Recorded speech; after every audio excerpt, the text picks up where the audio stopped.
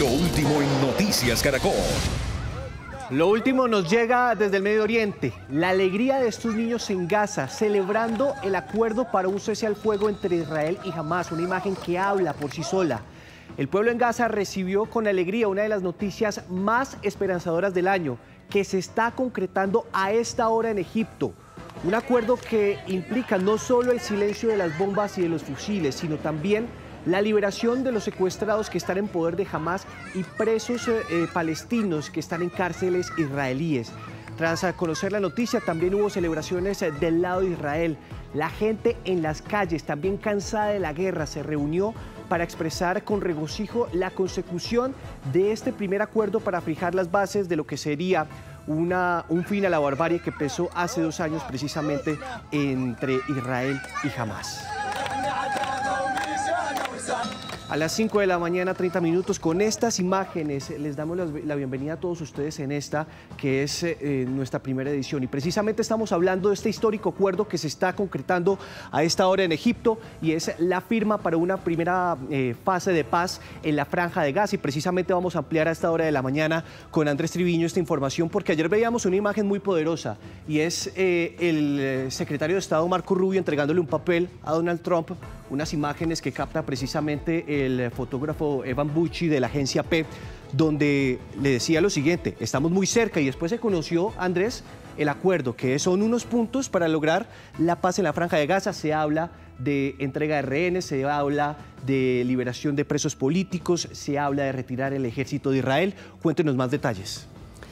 ¿Qué tal, Nicolás? Muy buenos días. Sí, mira, amanecemos con muy buenas noticias y esta foto de la que usted hablaba, yo creo que ya va a ser la foto del año porque es bastante poderosa. Aquí lo que estaba esperando el secretario de Estado, Marco Rubio, era la aprobación final de este acuerdo por parte del presidente Donald Trump. Y mire, yo empiezo contándoles que lo último que sabemos de esto es la firma del acuerdo por parte de las delegaciones de Hamás y de Israel. Tan solo 2 días después de completarse 2 años desde que inició esta sangrienta guerra, aprobaron dar inicio al plan de 20 puntos propuesto por el presidente Donald Trump. Esto sucedió en la ciudad egipcia de Sharm el Sheikh. Se pudo ver a las delegaciones celebrando amistosamente el pacto.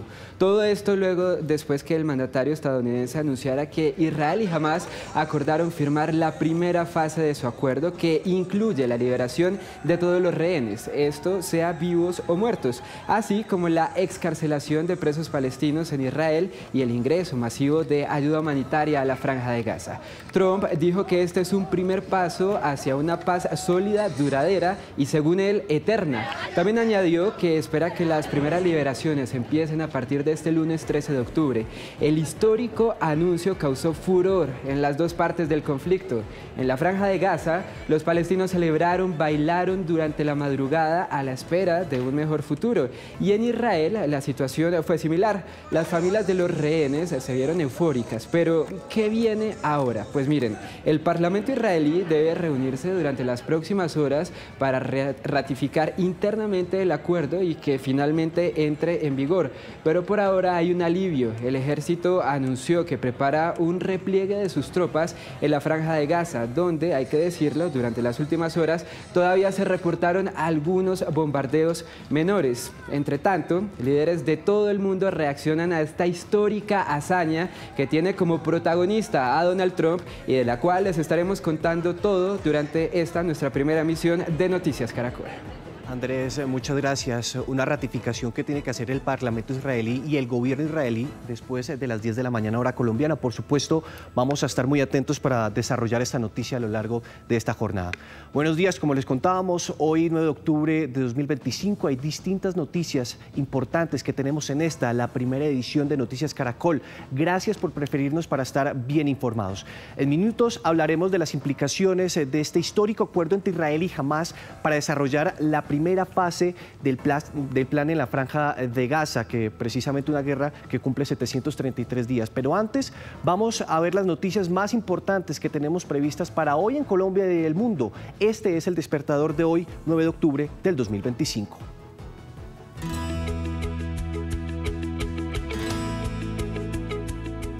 La Registraduría Nacional anunció que sí habrá consulta en el pacto histórico para Presidencia, Cámara y Senado el próximo 26 de octubre. Según el registrador delegado para lo electoral, Jaime Hernando Suárez, el Tribunal Superior de Bogotá no les ordenó suspender el proceso, pero sí declaró improcedente la tutela que les permitió inscribir candidatos. Por lo tanto, se adelantará una consulta interpartidista solicitada por la Unión Patriótica, el Partido Comunista y el Polo Democrático. Lo más importante.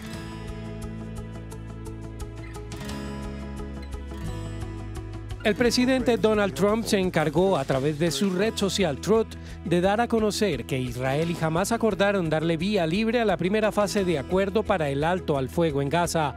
Los rehenes serán liberados en las próximas horas, mientras el ejército israelí se replegará a una línea acordada y miles de prisioneros de Hamás también serían liberados. Una noticia que el mundo celebra.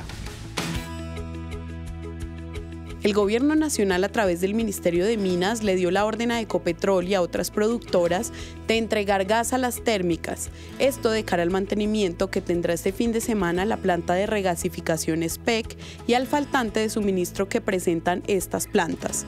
El gobierno busca evitar así un inminente apagón de energía en la costa Caribe. Lo que usted necesita saber. Con un 3-1, la selección Colombia Sub-20 le ganó a la selección de Sudáfrica en la Copa Mundial de Chile.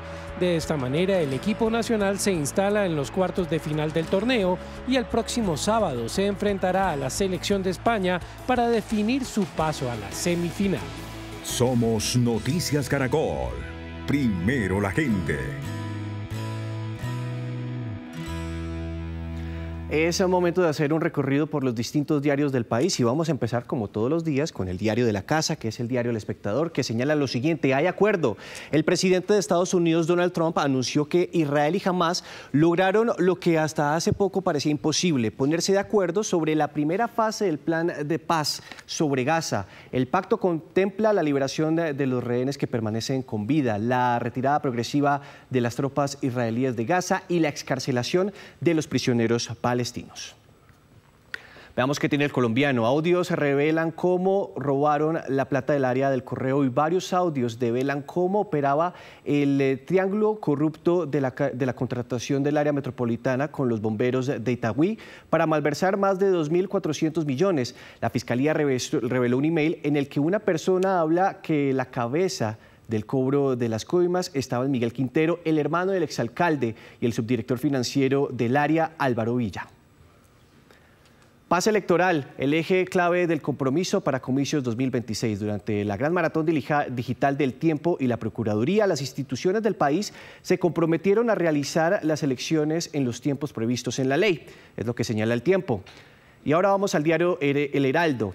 Ante la escasez de gas, el gobierno le tira la pelota a productores. Una circular de Minminas, conocida este miércoles, define las fuentes de gas natural que abastecerían las plantas térmicas de la región Caribe mientras se realiza el mantenimiento de la regasificadora. Se confirmaron esta noticia. El Heraldo, le dijeron fuentes al Heraldo que solo se ha logrado el 35% de la operación de gas en el país.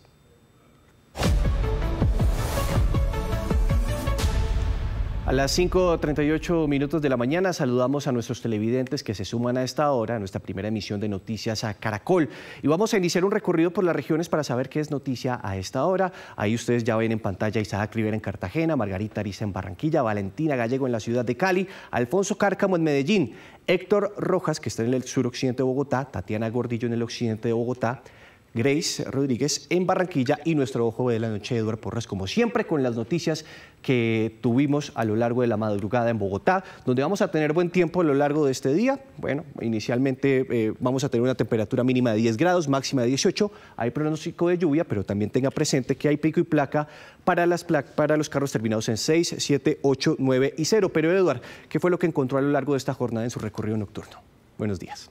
Mi querido Nicolás, muy buenos días para usted, para todos los televidentes de Noticias Caracol, que tengan un maravilloso día.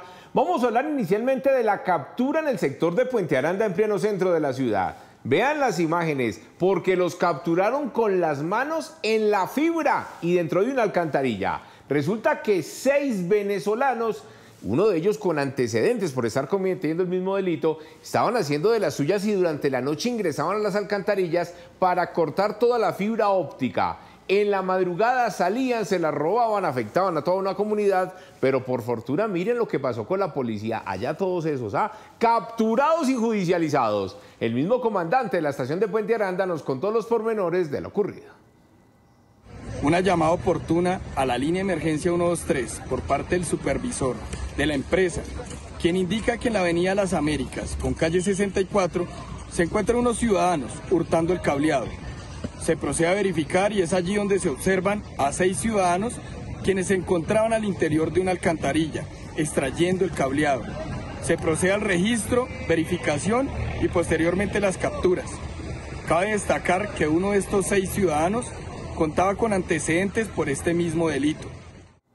¿Qué hacer con los colados en Bogotá? Quiero que vean las imágenes de lo que viene ocurriendo en el Portal de las Américas, porque resulta que las mismas autoridades de Transmilenio instalaron esas rejas que ustedes ven en la parte alta, precisamente para que no se metan por las registradoras. Pero ahora miren lo que están haciendo. En fila trepan, trepan y trepan, suben allá y luego ingresan sin pagar un solo peso. De verdad, ya es el colmo que estas personas hagan todo eso. Arriesguen hasta su propia integridad y todo por colarse en el sistema Transmilenio. Mucha atención que hasta ahora se registra un fuerte accidente de tránsito en la carrera 30 con calle 13 subiendo el puente vehicular. Se volcó un camión cisterna y una persona lesionada, el tráfico está represado y las autoridades atendiendo este incidente para que por favor salgan con tiempo porque hay trancón en ese punto del centro de la ciudad. En unos minutos más información con el Ojo de la Noche. Gracias, mi querido Eduardo, porque del Ojo de la Noche en Bogotá pasamos al Ojo de la Noche, pero de Barranquilla, donde inicialmente vamos a tener una jornada pasada por tormentas, temperatura mínima de 26 grados, máxima de 31 grados, pico y placa no hay, Grace, pero cuénteme qué fue lo que pasó con un conductor de una motocicleta que fue arrollado por un carro fantasma. Así es, Nicolás y televidentes, buen día. Miren, por fortuna este joven se encuentra estable, se salvó casi que de milagro. Hay que decir que este accidente se registró exactamente en la carrera 43 con calle 63, eso es el barrio Boston, y una cámara de seguridad de la zona registró ese momento exacto en el que la camioneta lo embiste cuando él se movilizaba en su motocicleta, huye de inmediato del lugar y las personas que se encontraban en esa zona lo auxiliaron, llega la ambulancia y lo traslada hasta una clínica donde allí permanece hospitalizado, sufrió de varios golpes y también varias fracturas, pero como les digo, por fortuna se encuentra estable. Este joven está pidiendo ayuda a las autoridades para poder identificar a este conductor que lo atropelló. Yo le pité porque él medio frenó, pero lo que hizo fue acelerar. Cuando él me choca, yo pierdo mi conocimiento y solo despierto cuando estoy aquí en el hospital. Pues hasta el momento tengo fractura en la muñeca, fractura en el brazo, estoy canalizado, tengo hematomas en todo el cuerpo. Miren, Danilo, el joven víctima en este accidente de tránsito, es domiciliario. Él dice que trabaja con su motocicleta, que es el sustento de su hogar, de su familia, y por eso también pide apoyo a las autoridades para poder recuperarla, porque tras este grave accidente de tránsito también se dañó. Bien, pues Grace, el accidente quedó grabado en una cámara de seguridad. Nosotros estaremos muy atentos a cómo se recupera Danilo. Pero seguimos con noticias en la capital y nos conectamos nuevamente con Tatiana Gordillo, porque entiendo que unos puentes que quedan en la carrera 50 con Avenida Américas pues se van a demoler. ¿Por qué razón? Hola Nicolás y televidentes, muy buenos días. Pues para darle paso a una mega obra, unos interconectores acá en la Avenida Las Américas con carrera 50, que también conecta a la calle 13. Todos estos 4 puentes que tengo a mi espalda van a ser implosionados este fin de semana y en minutos les tendremos absolutamente todos los detalles. ¿Qué están haciendo en este momento para controlar esa implosión? ¿Qué va a pasar con la gente que vive o que trabaja alrededor de este sitio? Y por supuesto, ¿de qué se trata esa mega obra que iniciaría una vez se derrumben estos puentes? En minutos les contaremos todos estos detalles. Una noticia que llama la atención porque es la primera implosión controlada de puentes que se va a realizar en la capital del país. Y nos trasladamos a otro punto de Bogotá donde está nuestro compañero Héctor Rojas, puntualmente en el suroccidente, porque seguimos muy atentos a cómo avanza el proceso de recuperación de Karina Rincón. Héctor. Sí, señor Nicolás, seguimos del lado de la gente, del lado de Karina, quien fue la mujer que sobrevivió a este brutal ataque después de recibir una golpiza a manos de su expareja sentimental y fue gracias al trabajo de los médicos quien ella hoy puede contar su historia. Pues vamos a presentarles el testimonio de los médicos quienes dicen cómo llegó, cuál es su estado actual de salud y si debido a los golpes con el martillo tendrá secuelas o no. ¿Qué dicen ellos? En minutos, toda la información. Estaremos muy atentos a la recuperación de Karina, una mujer que fue atacada en reiteradas ocasiones por su expareja, recibió varios golpes en la cabeza con un martillo. Ahora vamos a la ciudad de Medellín, vamos a mencionar cómo estará el clima, el tiempo el día de hoy. También vamos a tener tormentas, temperatura mínima de 17 grados, máxima de 25 grados. Pico y placa para carros terminados en 0 y 2. Y hablando de pico y placa, Alfonso, cuénteme cuál es la estrategia que está haciendo la alcaldía para evitar los accidentes en las calles de su ciudad. Nicolás, muy buenos días para usted y para todos nuestros televidentes. Arrancamos con muy buenas noticias porque el Observatorio de Movilidad de la capital antioqueña reveló un informe de un estudio que realizaron que da cuenta de cómo está la ciudad en materia de seguridad vial. Según este informe, se han reducido el número de personas muertas en siniestros viales este año a comparación del año pasado en un 12%. Este año van 210 personas muertas en accidentes de tránsito. Sin duda alguna, las autoridades dicen que es una cifra que hay que seguir bajando. También otro punto importante de ese informe tiene que ver con los motociclistas, quienes pues concentran la mayor parte de los muertos aquí en la ciudad en accidentes de tránsito. El año pasado iban 132 y a la fecha de este 2025 van 123. Tenemos un 12.1% de reducción de muertes en las vías.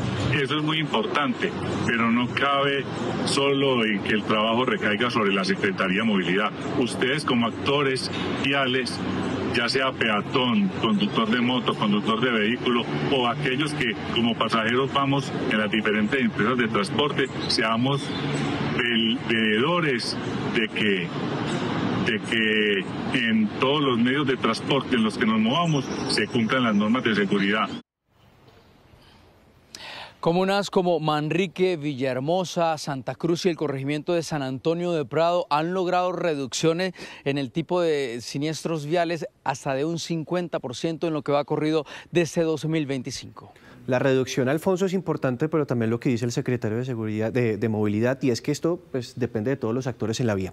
Vamos a ir de Medellín a la ciudad de Cali, donde vamos a tener una jornada con varias lloviznas, temperatura mínima de 21 grados, máxima de 29, pico y placas para vehículos terminados en 9 y 0. Pero Valentina Gallego, trabajo sí hay en la ciudad, pero sobre todo para personas mayores de 40 años. Nicolás, televidentes, buenos días. Los saludo con una mañana fría espectacular en Cali y con buenas noticias, no solo para la ciudad, sino para todo el departamento del Valle del Cauca. Mucha atención porque si usted tiene más de 40 años, tiene nivel de académico bachillerato y no tiene empleo, esa situación podrá cambiar el día de hoy con la feria Más 40, una feria de empleo que hoy se va a llevar a cabo desde las 8:30 de la mañana hasta las 11:30. Usted podrá llevar su hoja de vida al Politécnico Empresarial Colombiano, que está ubicado en la carrera cuarta, número 642. Escuchemos. En alianza con Confenalco de la gente del Valle del Cauca y Listos, trae de nuevo Más 40. Este es un espacio, una feria de conexión, una feria de empleabilidad para personas mayores de 40 años. Aquí tenemos diferentes vacantes, así que los esperamos en el PEC de la gente desde las 8:30 de la mañana el día 9 de octubre. Queremos que aprovechen esta oportunidad, porque en el paraíso sí hay empleo. Si usted ve que tiene habilidades para aplicar a las vacantes de asesores comerciales, servicio al cliente, guardas de seguridad, vendedores de almacén, auxiliar de bodega, ya sabe que podrá llevar la hoja de vida desde las 8:30 de la mañana hasta las 11:30 si tiene más de 40 años y no tiene empleo. No, pues maravillosa noticia, Valentina. Estaremos muy atentos a partir de las 6 de la mañana para desarrollar esa noticia, como también vamos a hacer lo mismo en Barranquilla. Ya vamos a ir con el clima que vamos a tener a lo largo del día en esta ciudad, con Margarita Ariza, tormentas, temperatura mínima de 26 grados, máxima de 31 grados, pico y placa no aplica. Y bueno, Margarita, ¿cómo es eso que están instalando nuevas cámaras de fotomultas? Así es, Nicolás y televidentes, muy buenos días. A partir de hoy empieza la operación de cámaras de fotodetección en todos los carriles del sistema de transporte masivo. Miren, las estaciones, aquí les muestro en el techo de la estación Estercita Forero donde nos encontramos, hay una de estas cámaras y están ubicadas también en toda esta avenida, la carrera 46 y la calle Murillo. Estos dispositivos van a identificar la placa de los vehículos o motocicletas que transiten sin autorización por el carril solo bus, una situación que se da con mucha frecuencia. Entonces, desde hoy y hasta el 16 de octubre, la etapa será pedagógica, pero a partir del viernes 17 habrá sanciones de 15 salarios mínimos legales diarios vigentes, es decir, 603.939 pesos. Esta medida responde a la necesidad de evitar conductas imprudentes que ponen en riesgo la seguridad de todos los actores viales, como lo es la invasión indebida de motocicletas y de vehículos en el carril solo bus de Transmet. Las cámaras de fotodetección identificarán la placa de los que transitan sin autorización por el carril de Transmetro. Cámaras de fotodetección en la estación Estercita Forero, en el Parque Cultural, en el Joaquín Barrios Polo, en La Arenosa, en Chiquinquirá y la 8, ubicada en la avenida Murillo. Pues Margarita, son más de 5 puntos para que la gente pues esté muy atento y sepa que están estas cámaras instaladas. Vamos a coger la autopista al mar para hacer un recorrido que me encanta, llegar a la ciudad de Cartagena, donde está Don Isaac, que ustedes ya lo ven en pantalla. Ahí la temperatura es, vamos a tener una jornada pasada por tormentas, temperatura mínima de 26 grados, máxima de 31 grados y pico y placa para placas terminadas en 9 y 0. Isaac, cuénteme cómo es o en qué consiste mejor ese decreto para poner en cintura a aquellas personas que realizan piques ilegales. Hola Nicolás, buen día. Mire, el decreto prohíbe las caravanas de motos y esos piques ilegales, que son estas carreras clandestinas de motos que se realizan en horas de la noche.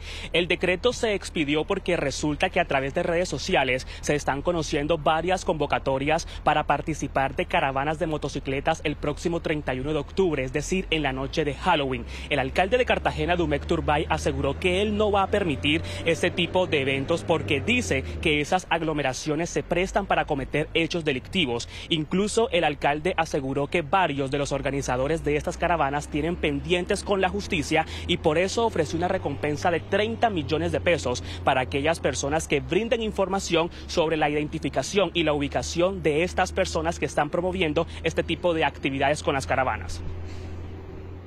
Una denuncia penal que vamos a interponer como Alcaldía Mayor contra los organizadores de estas actividades. Esa denuncia penal tiene 3 tipos penales que hemos evaluado y hemos estudiado, y es el concierto para delinquir, es la obstrucción de vía pública y es claramente la actividad convocada que puede generar en vandalismo. Miren, el decreto también busca evitar tragedias porque según las autoridades de tránsito, la mayoría de accidentes que se registran aquí en Cartagena involucran motocicletas. Recordemos que el pasado 2 de octubre 3 jóvenes murieron en medio de esos piques ilegales cuando los realizaban en la vía del mar que comunica a Cartagena con Barranquilla. Gracias, Isaac. Nos vemos después de las 6 de la mañana con más ampliación de esta noticia. Ahora, 34 exmilitares del Batallón de la Popa de Valledupar son sometidos a la audiencia de verificación de aportes de verdad y reconocimiento de responsabilidad en el asesinato de 5 recolectores de café hace 21 años en la Sierra Nevada de Santa Marta. Familiares de 5 jóvenes que el 30 de junio de 2004 fueron reportados como guerrilleros muertos en combate con el ejército en la vereda Cuesta Plata del municipio de Pueblo Bello, Cesar, esperan que estos 34 exmilitares del Batallón La Popa, comparecientes ante la JEP, aclaren lo sucedido en ese falso positivo. Llegaron esas personas buscando muchachos para recolectar café y él me dijo, no, manita, imagínate que vinieron recolectando gente para recoger café, yo voy a ver si me voy. Aunque han transcurrido 21 años, la mayoría de víctimas siguen reportadas como desaparecidas, inhumadas como NNs en una fosa común del cementerio Jardines del Exiomo de Valledupar. Mi solicitud ante las autoridades es 100% la entrega de los restos de mi hermano. Eso es lo que nos mantiene en estas diligencias, que nos entreguen los restos de Carlos, que nos entreguen los restos de todas las personas que aún siguen sin identificar y desaparecidas. El magistrado José Miller Hormiga señaló que esta audiencia de verificación de aportes de verdad y reconocimiento de responsabilidad es otra oportunidad para que los comparecientes aclaren los hechos. Esta es una audiencia en el marco de la ruta no sancionatoria que hace la Subsala de Conocimiento Costa Caribe, con 34 comparecientes del batallón La Popa, que han sido considerados no máximos responsables y que están hoy aquí frente a las víctimas haciendo el aporte de verdad. El pasado 18 de septiembre la JEP condenó a 12 comparecientes del batallón La Popa, quienes fueron declarados máximos responsables de 135 homicidios y desapariciones entre los años 2002 y 2005. 5 de la mañana, 55 minutos. La Fiscalía y la DIJÍN desmantelaron el imperio de los hermanos Prada, que son una empresa fachada para exportar fruta. Enviaban grandes cantidades de cocaína a Europa. Sus millonarios contratos los gastaban, entre otras cosas, en discotecas más famosas de Ibiza. Estas fotografías fueron tomadas en Madrid, España. El hombre que ven en pantalla es Pedro Pablo Prada, conocido como Black Jack y señalado de ser el cerebro detrás del tráfico de droga del Clan del Golfo hacia Europa. En esta otra se ve a su hermano y mano derecha, alias Marcos. Según la DIJÍN de la policía, bajo la fachada de empresario, enviaba contenedores cargados de cocaína a ese continente. Vía marítima desde Turbo, Antioquia, Santa Marta, Barranquilla, Cartagena y Guayaquil, Ecuador, con destino a Bélgica, Francia, Holanda y España. Pero además de traficar, los investigadores tienen pruebas que apuntan a que también habría lavado para el grupo armado 182.000 millones de pesos, producto del narcotráfico. A través de este método Hawala, el cual consistía en una parte de este billete, que ustedes logran observar, este se quedaba con el cabecilla del narcotráfico en Europa, y esta parte la administraba aquel receptor del dinero. Se identificaron 8 empresas de papel, las cuales circulaban, básicamente permitían bajo actividades como construcción, actividades dentro del sector inmobiliario y desarrollos de software. Mansiones como estas ubicadas en las zonas más exclusivas de Colombia y España, vehículos de lujo, relojes de marca y colecciones de los perfumes más costosos hacen parte de los bienes obtenidos por estos 2 hermanos y 3 de sus cómplices, producto del narcotráfico y lavado de dinero. Ocupando 49 inmuebles de esta organización, avaluados en más de 53.000 millones de pesos. Estos inmuebles hoy en el desarrollo de esta operación los estamos ocupando acá en la ciudad de Bogotá, en Medellín, Cartagena, Pereira y Dos Quebradas. Esta placa era de Black Jack, corresponde a una ONG norteamericana. Gracias a esta obtuvo residencia en Emiratos Árabes, a nombre de los Estados Unidos. Desde el Centro de Noticias de Caracol Televisión en Bogotá, esto es Noticias Caracol, primera edición.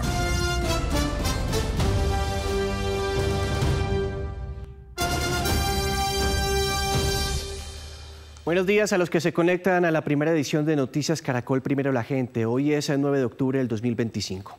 En minutos hablaremos sobre el futuro político del pacto histórico porque tienen vía libre para realizar su consulta el próximo 26 de octubre y escoger su candidato a la presidencia, así lo confirmó la registraduría luego de realizar un análisis jurídico. También hablaremos sobre la primera implosión controlada que se va a hacer en un puente de Bogotá este fin de semana en la carrera 50 con Avenida Américas para darle paso a la construcción de la nueva calle 13, una obra que busca transformar la movilidad de la capital. Con parte de este equipo de periodistas que ustedes están viendo en pantalla, vamos a desarrollar las principales noticias de Colombia y el mundo en esta su primera edición. Pero empezamos con el histórico acuerdo que en este momento se está firmando para llevar la paz a la Franja de Gaza, que propone, entre otras cosas, un alto al fuego, la retirada del ejército israelí y la liberación de rehenes, además de la excarcelación de presos. Andrés Triviño, con usted hemos desarrollado a lo largo de la madrugada esta noticia. ¿Qué es lo que está pasando en este momento? Buenos días. Sí, señor, los saludo nuevamente y pues mire, lo último es que las delegaciones de Israel y Hamás acabaron de firmar este histórico acuerdo. Lo hicieron en salas separadas, como se han desarrollado estos 4 días de negociaciones y diálogos en la ciudad egipcia de Sharm el Sheikh, con representantes de Turquía, Egipto, Qatar y por supuesto de Estados Unidos, que es el país promotor de la iniciativa en cabeza del presidente Donald Trump. Recordemos que el mandatario estadounidense había dado un ultimátum al grupo terrorista Hamas para aceptar su acuerdo de 20 puntos. Les dijo que debían aceptarlo o responderían con toda su fuerza. Finalmente, el pasado lunes iniciaron las negociaciones indirectas y durante todos estos días hemos estado a la expectativa de que se anunciara algún avance, hasta que finalmente ayer el presidente Trump anunció a través de su red social Truth Social que Israel y Hamas aprobaron la primera fase del acuerdo para poner fin a la devastadora guerra. Esto luego que el secretario de Estado de Estados Unidos, Marco Rubio, realizara un gesto que desde ya llama la atención del mundo y que seguramente pasará a los libros de historia. Veamos de qué se trata.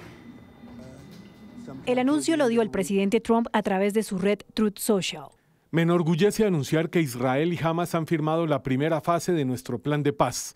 Esto significa que todos los rehenes serán liberados muy pronto e Israel retirará sus tropas a una línea acordada, como primer paso hacia una sólida, duradera y eterna paz. Todas las partes recibirán un trato justo.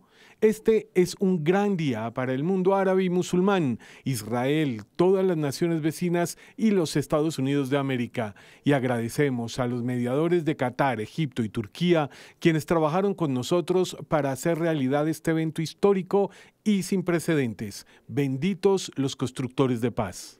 Previamente se conocieron indicios de que haría el anuncio. En una mesa redonda sobre terrorismo doméstico, el secretario de Estado Marco Rubio entró en la sala y se sentó cerca del presidente Trump. El mandatario le preguntó: ¿algo que deberíamos saber sobre Oriente Medio? Espero poder hablar con usted, señor presidente. Y Rubio no esperó. Le pasó una nota en un papel. Trump la leyó y se secretearon. Luego, el mandatario describió su contenido. Acabo de recibir una nota del secretario de Estado diciendo que estamos muy cerca de un acuerdo en Oriente Medio y que me van a necesitar muy pronto. Las letras del papel trascendieron. Las cámaras captaron de cerca el escrito que decía: necesitamos que apruebes una publicación de Truth Social pronto. Entonces podrás anunciar el acuerdo primero. Y aún previo a este episodio, Trump había anunciado que viajaría a Medio Oriente si todo salía bien. Paz en Oriente Medio. Es una frase hermosa y esperamos que se haga realidad, pero está muy cerca. Y lo están haciendo muy bien. Tenemos un gran equipo allí, excelentes negociadores y lamentablemente ellos también son excelentes negociadores en el otro lado. Entre tanto, el primer ministro israelí Benjamín Netanyahu aseguró que es un gran día para Israel y que convocará al gobierno para aprobar el acuerdo y traer a casa a todos sus rehenes. Agradeció a sus fuerzas militares, al presidente Trump y a su equipo. El secretario general de la ONU también celebró la noticia y aseguró que Naciones Unidas apoyará la implementación del acuerdo. Por su parte, Hamas informó que los rehenes vivos serán intercambiados por casi 2.000 prisioneros palestinos en 72 horas después de la implementación del acuerdo. Esta es una histórica hazaña que causó furor en las dos partes del conflicto. En la Franja de Gaza, los palestinos celebraron y bailaron durante toda la madrugada a la espera de un mejor futuro. Recordemos que allí han muerto más de 67.000 personas. En Israel, la situación fue similar. Las familias de los rehenes se reunieron para escuchar juntos las noticias y esperar que a partir de este lunes empiecen a liberar los rehenes, que se estima serían 48, aunque la mitad de ellos estarían muertos. Sin embargo, el pacto incluye que sus restos sean entregados a sus familias. Todo esto a cambio de la excarcelación de palestinos en Israel y sobre todo de la reconstrucción de la devastada Franja de Gaza. Pero bueno, ¿qué viene ahora? ¿Qué esperamos? El Parlamento israelí debe reunirse durante las próximas horas para ratificar internamente el acuerdo y que finalmente entre en vigor. Por el momento hay un respiro porque el ejército israelí anunció que prepara el repliegue de sus tropas en la Franja de Gaza. Durante las últimas horas allí en este enclave palestino todavía se reportaron algunos bombardeos menores. Es importante resaltar que dentro del gobierno israelí hay una gran división sobre estas negociaciones. Algunos ministros y políticos se oponen a que entre en vigor y este hecho le podría costar incluso el puesto al primer ministro israelí Benjamín Netanyahu. Entre tanto, se espera que este viernes el mismo presidente Donald Trump viaje a Egipto para que sea él mismo quien dé inicio a este pacto que promete cambiar la situación no solamente en Gaza, sino en todo el Medio Oriente. Pues Andrés, los ojos del mundo en este momento están en Israel, puntualmente en la ratificación que tiene que hacer el Parlamento israelí y el gobierno de Netanyahu para estos 20 puntos y llevar la paz a la Franja de Gaza. Hacemos conexión hasta ahora con María Teresa Aya, nuestra analista internacional. María Teresa, buenos días. Nicolás, muy buenos días. Empecemos hablando sobre qué significa esta fase para cada una de las dos partes. Israel logra, por su parte, la liberación de los rehenes, ¿sí? Pero jamás obtiene la excarcelación de prisioneros políticos. ¿Quién gana y quién cede más en este punto? Lo primero, Nicolás, es que ambos ganan. En una guerra, cualquier cese al fuego le da un respiro, como decía Andrés, a las dos partes. Dicho eso, Israel logra su primer objetivo, el objetivo más importante de la guerra, la razón por la cual empezó la guerra hace 2 años, y es la liberación de todos los rehenes que quedaban en la Franja de Gaza. Por lo menos les entregarán a aquellos que están vivos, cerca de 20 rehenes, a cambio de cerca de 2.000 prisioneros políticos. Y aquí es importante decir que Israel se negó a entregar los más peligrosos, aquellos que pueden reforzar la agresividad y la violencia dentro del grupo terrorista Hamás. En ese sentido, a Hamás le tocó ceder y aceptar la propuesta de a quienes iban a intercambiar en este primer momento. Ya tocamos la primera línea roja que se negoció, pero ahora empecemos con la segunda y tiene que ver con el retiro de las tropas israelíes de la Franja de Gaza. ¿Se puede considerar que este cese al fuego ya se traduce en una paz en el enclave palestino? Y también le pregunto esto por lo siguiente, y es que se va a permitir la entrada de ayuda humanitaria a gran escala a la Franja de Gaza.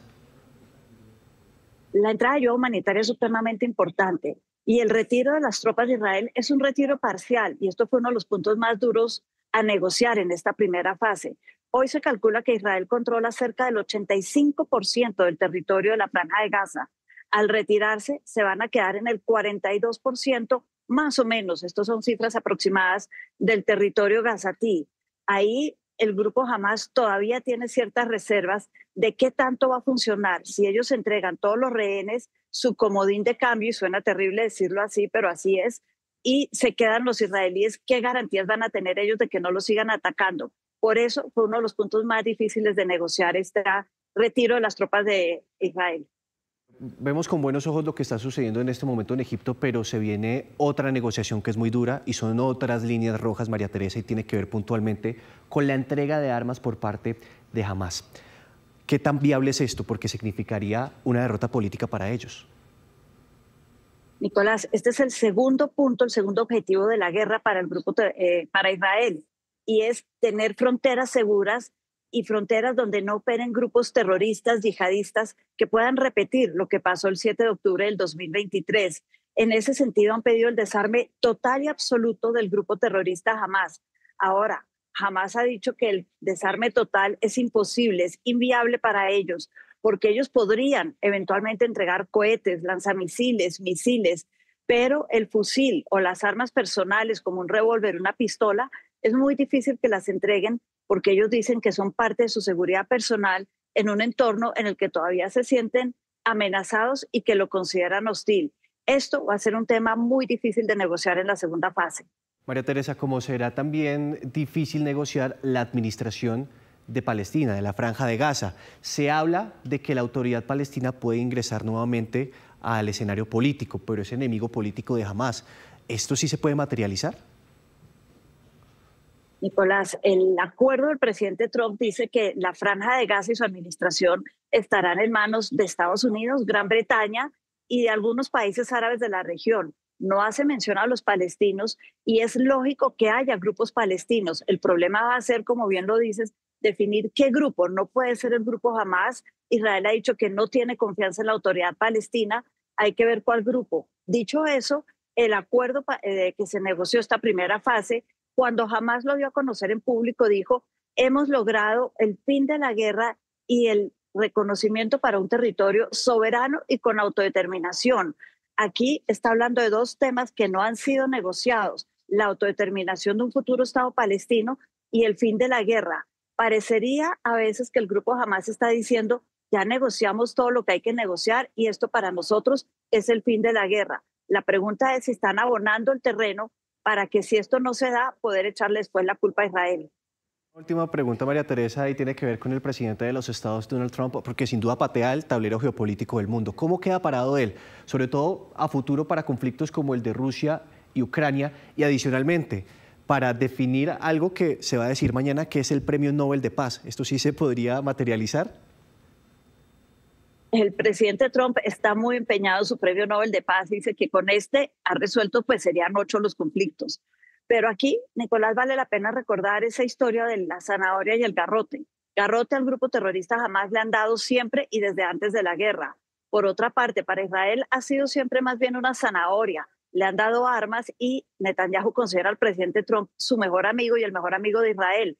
Pero desde el ataque de Israel a Qatar hace un mes, el presidente Trump parece haber cambiado de táctica. No le gustó que atacaran a otro amigo de él, como puede ser Qatar, y empezó el garrote, o llamémoslo la presión, sobre Israel.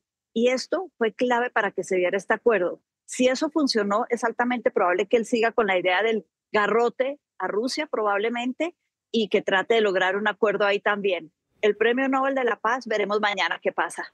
Será una tarea de largo aliento. Lo cierto es que hoy tenemos una buena noticia. Se adelanta una parte importante para lograr la paz en Gaza, puntos que tienen que ver y son relativamente importantes, como un cese de hostilidades. María Teresa, muchas gracias.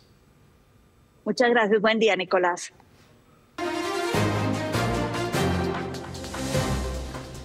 Mucha atención que 9 integrantes de una misión médica que se encontraba en zona rural de La Plata Huila fue secuestrada.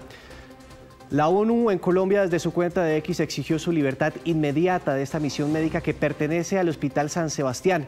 Noticias Caracol conoció que entre los secuestrados se encuentran 6 funcionarios del hospital y 2 conductores quienes se dirigían a las veredas Aguas Bonitas y Buenos Aires cuando fueron interceptados por presuntos disidentes de las FARC.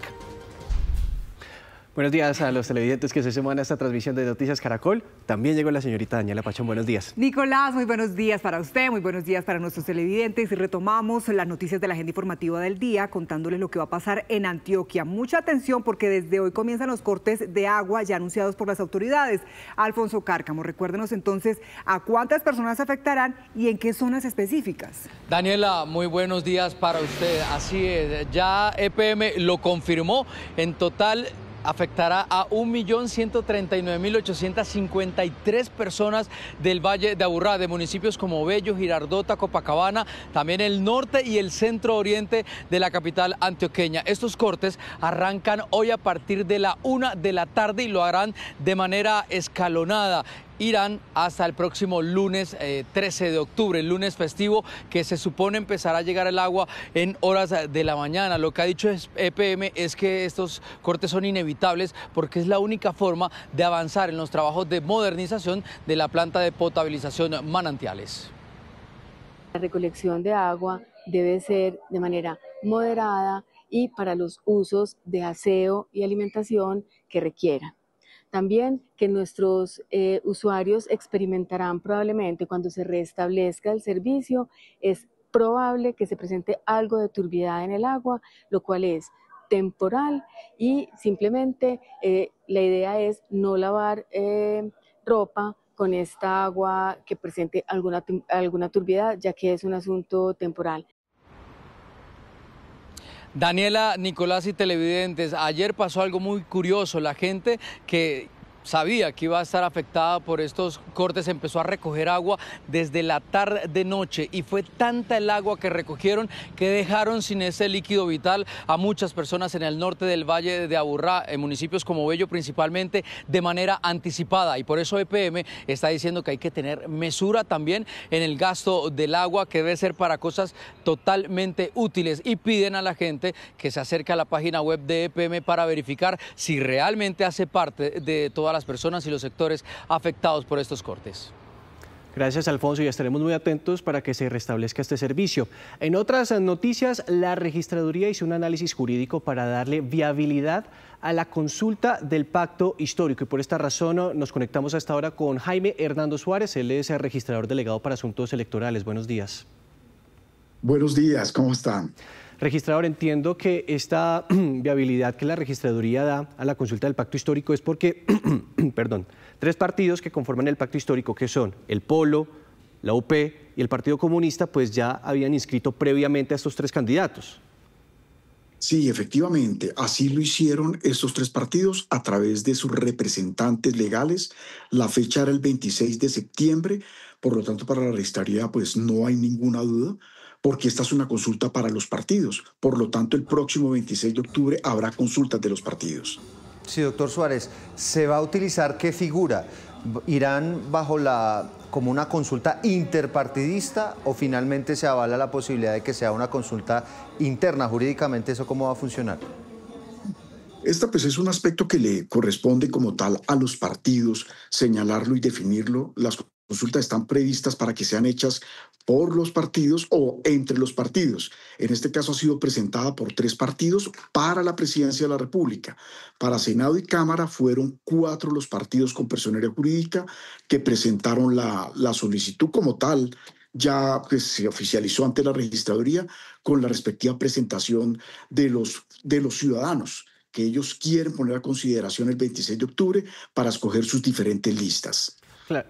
Doctor, entiendo entonces que se va a hacer una especie de consulta interpartidista, pero la pregunta que está sobre la mesa en este momento es si el ganador de esta consulta después, en el año 2026, puede participar de otra consulta, como se estaba hablando en este momento de la consulta del Frente Amplio u otra consulta más de centro.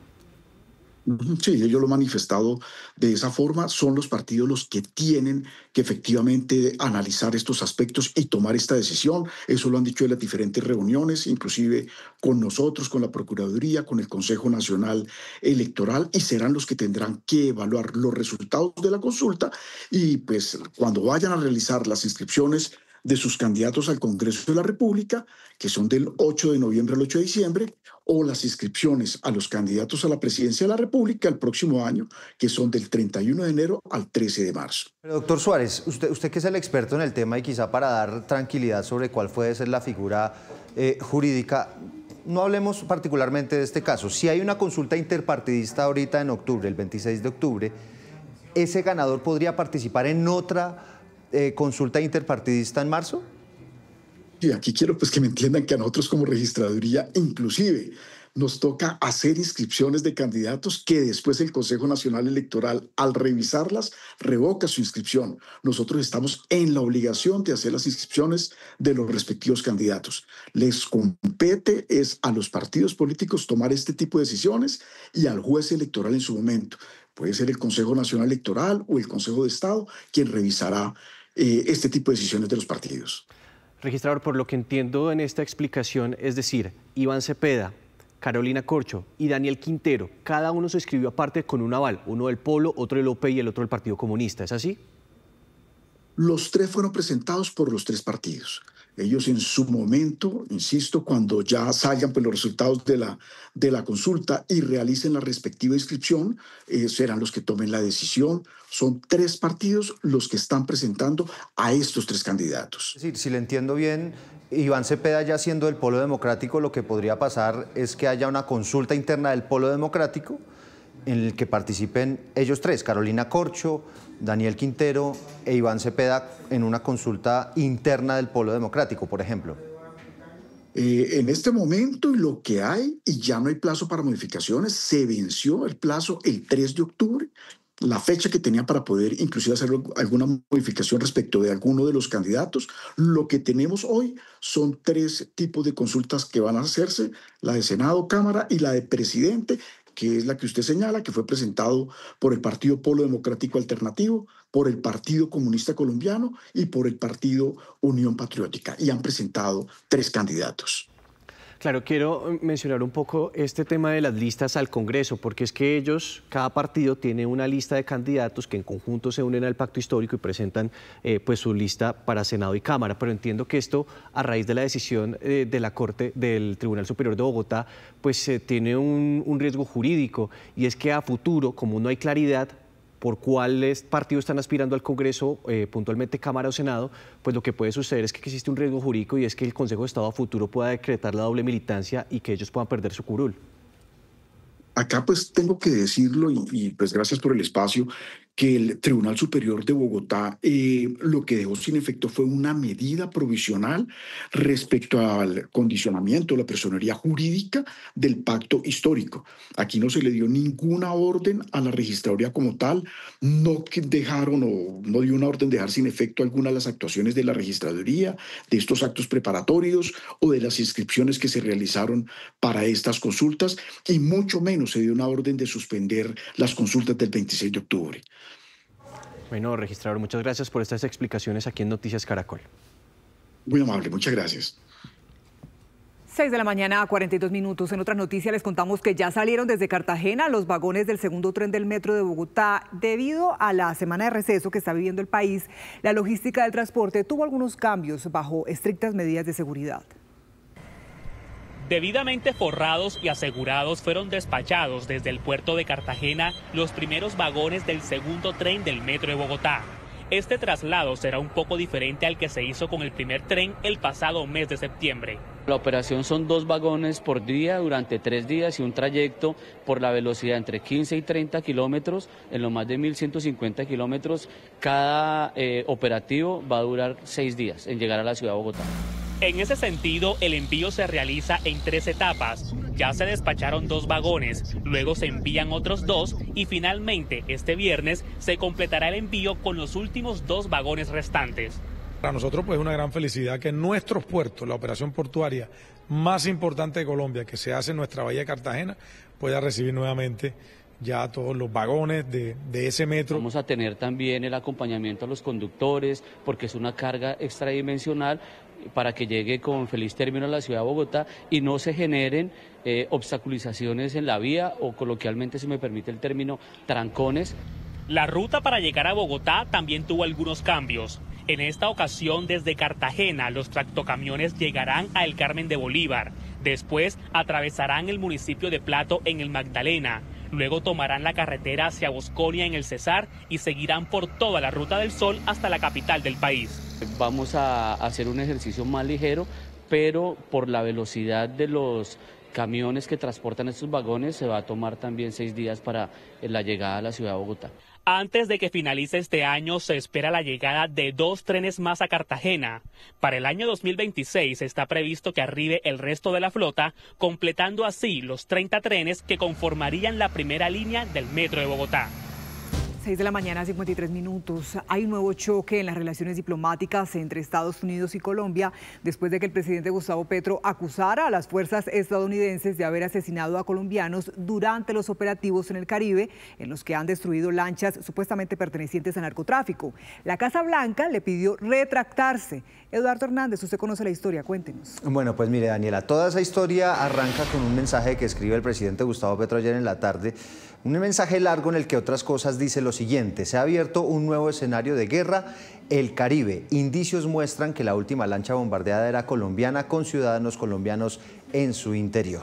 Vino una respuesta de un funcionario de la Casa Blanca, nuestro compañero en Washington, Juan Camilo Merlano, que dice lo siguiente: Estados Unidos espera con interés que el presidente Petro se retracte públicamente de su infundada y irreprensible declaración, para que podamos retomar un diálogo productivo sobre la construcción de un futuro sólido y próspero para los pueblos de Estados Unidos y Colombia.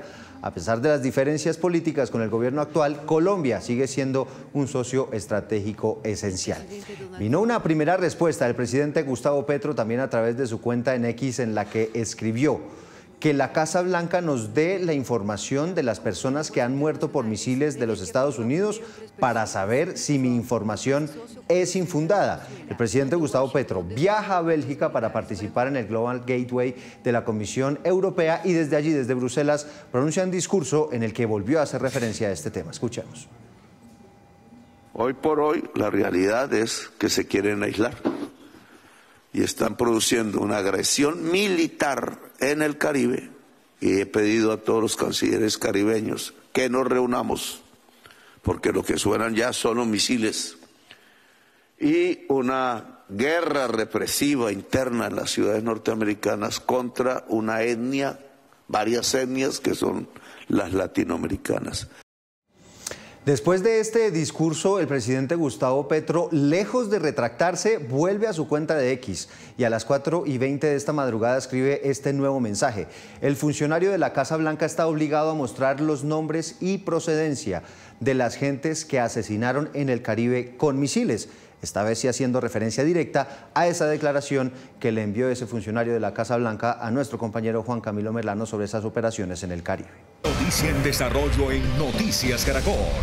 7 de la mañana, 4 minutos. Hace pocos minutos, Israel y el grupo terrorista Hamas firmaron el esperado acuerdo de Donald Trump que busca traerle un respiro definitivo a la Franja de Gaza tras completarse 2 años de guerra. Por eso hacemos contacto con nuestro compañero Juan Camilo Merlano en Washington. Juan Camilo, ¿qué se dice en la Casa Blanca sobre la implementación de este acuerdo?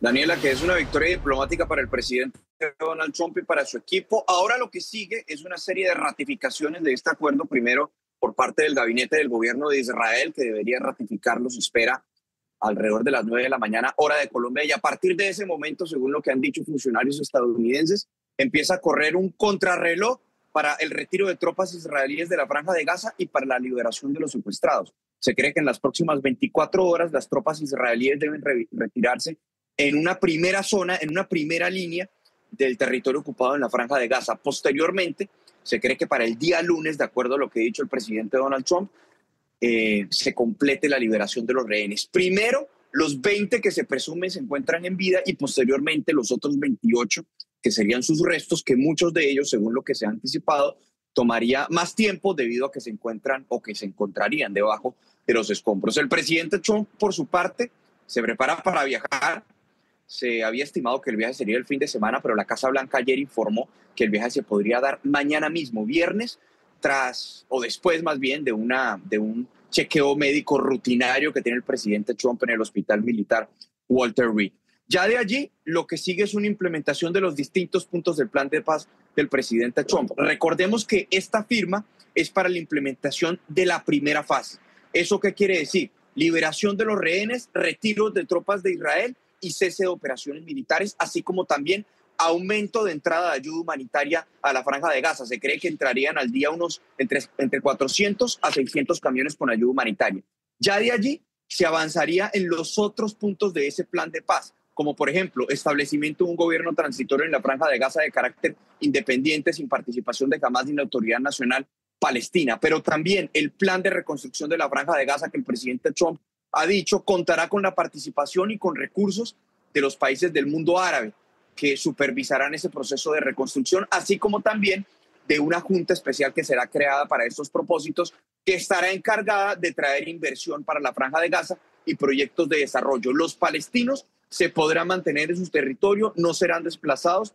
Eso hace parte del compromiso firmado por las partes. Y posteriormente viene otra serie de asuntos que aún no han sido acordados, pero que sí están en el marco de ese plan de 20 puntos que deben ser, que debe haber compromiso por parte de Israel y de Hamas. El desarme de Hamas, que es un punto crucial para Palestina, pero que eso no se ha acordado hasta este momento o no se ha definido el compromiso de Hamas hasta este momento. Y naturalmente también el establecimiento del gobierno transitorio y de la Junta Internacional de Paz que supervisará ese gobierno transitorio. Esa junta estará presidida por el mandatario estadounidense, por el presidente de los Estados Unidos, Donald Trump. Claro, Juan Camilo, es que los ojos del mundo están puestos en Egipto y en la Casa Blanca también, precisamente por la visita, el viaje del presidente Donald Trump a este país. Ahora nos vamos de inmediato a Tel Aviv con Catherine Ávila, la periodista de Blue Radio, que tiene las reacciones de las familias de los secuestrados en poder de Hamas. Catherine, buenos días.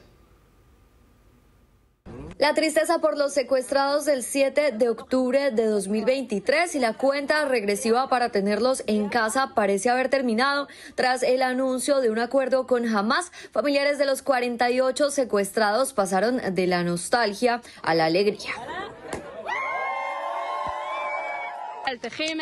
Thank you, President Trump. Gracias, presidente Trump. Estoy emocionado por ver a mi hijo después de 2 años. El 7 de octubre mi hijo menor estaba con sus compañeros, pelearon por 2 horas y hoy están salvando la vida de mucha gente. Estoy muy alegría. Quería dormir a las 12, pero no podía. Y llegué para acá porque estoy cantando, muy cantante. Y quiero que Trump llegue acá a Israel Pues ese fue el ambiente que se vivió en la madrugada de este jueves en Tel Aviv, pero que se vive también a esta hora en la Plaza de los Secuestrados, en donde cientos de personas se reúnen para celebrar que en las próximas horas sus familiares volverían a casa con este plan que, recordemos, también incluye un cese al fuego y la retirada del ejército israelí, también la liberación de prisioneros palestinos, pues aunque hay expectativa, también un poco de temor de que este plan no funcione.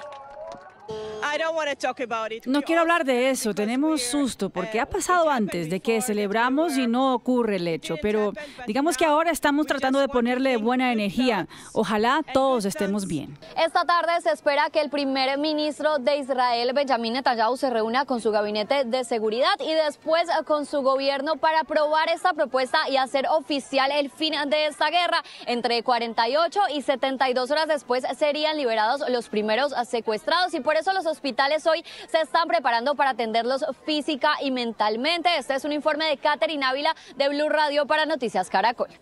Catherine, gracias. Y en la Franja de Gaza también se vivió una madrugada de múltiples celebraciones. Los palestinos esperan paz luego de haber presenciado el asesinato de más de 67.000 personas durante estos 24 meses de conflicto.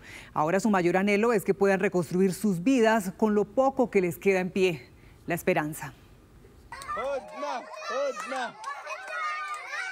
La alegría de estos niños en Gaza celebrando el acuerdo para un cese al fuego definitivo entre Israel y Hamás habla por sí sola. El pueblo en Gaza recibió con felicidad una de las noticias más esperanzadoras de las últimas décadas. Un acuerdo que busca el silencio de las bombas y de los fusiles. En el enclave todos celebran.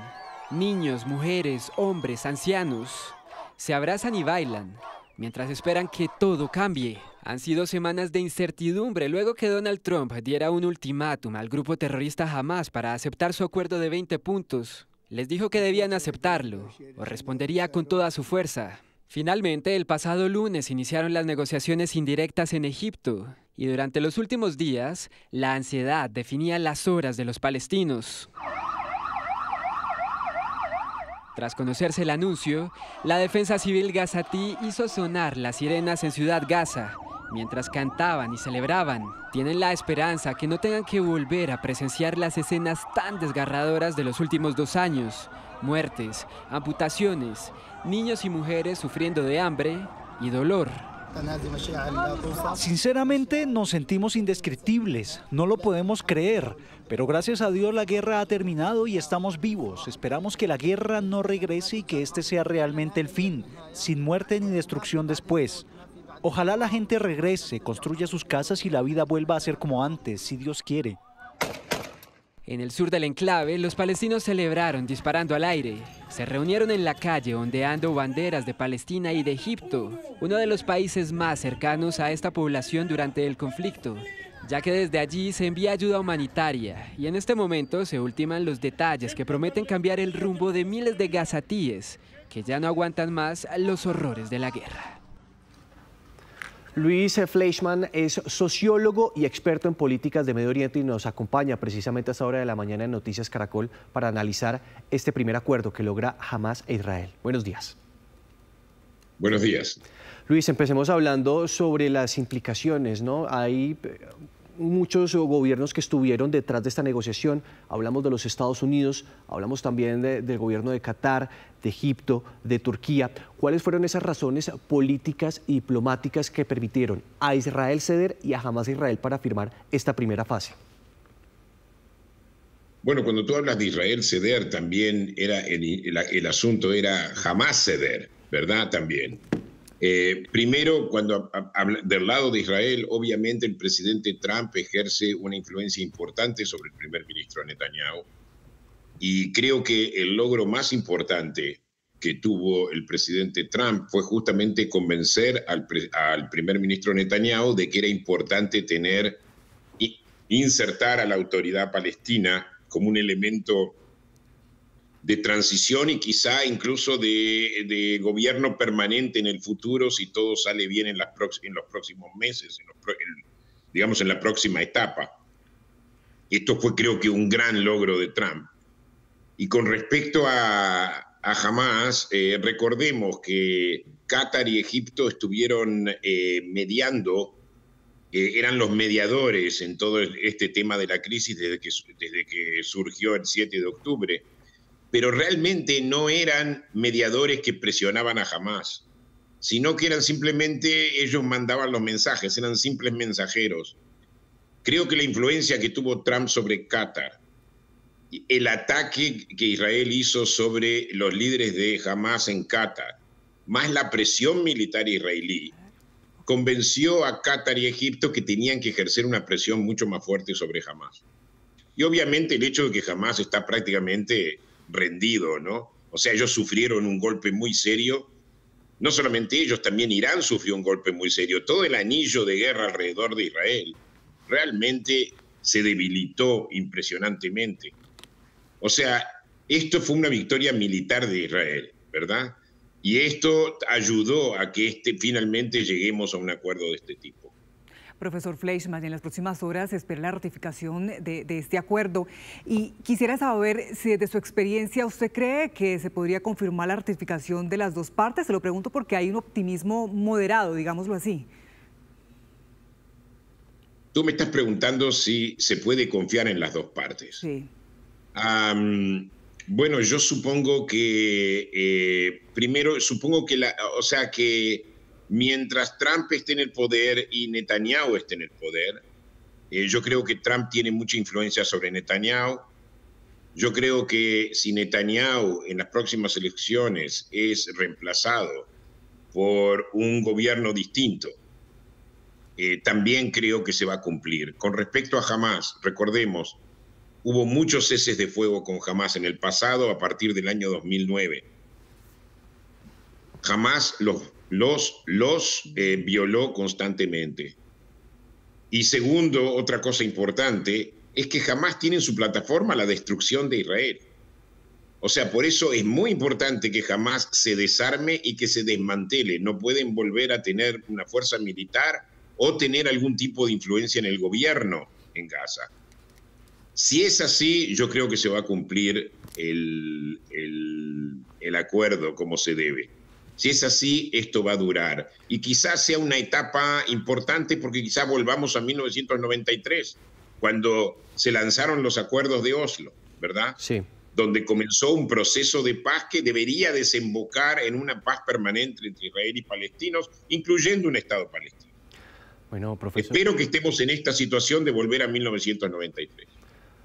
Bueno, profesor, muchas gracias por su análisis, por su lectura de lo que está sucediendo en Medio Oriente. Fue un gusto tenerlo aquí en Noticias Caracol. Un placer, gracias por la invitación.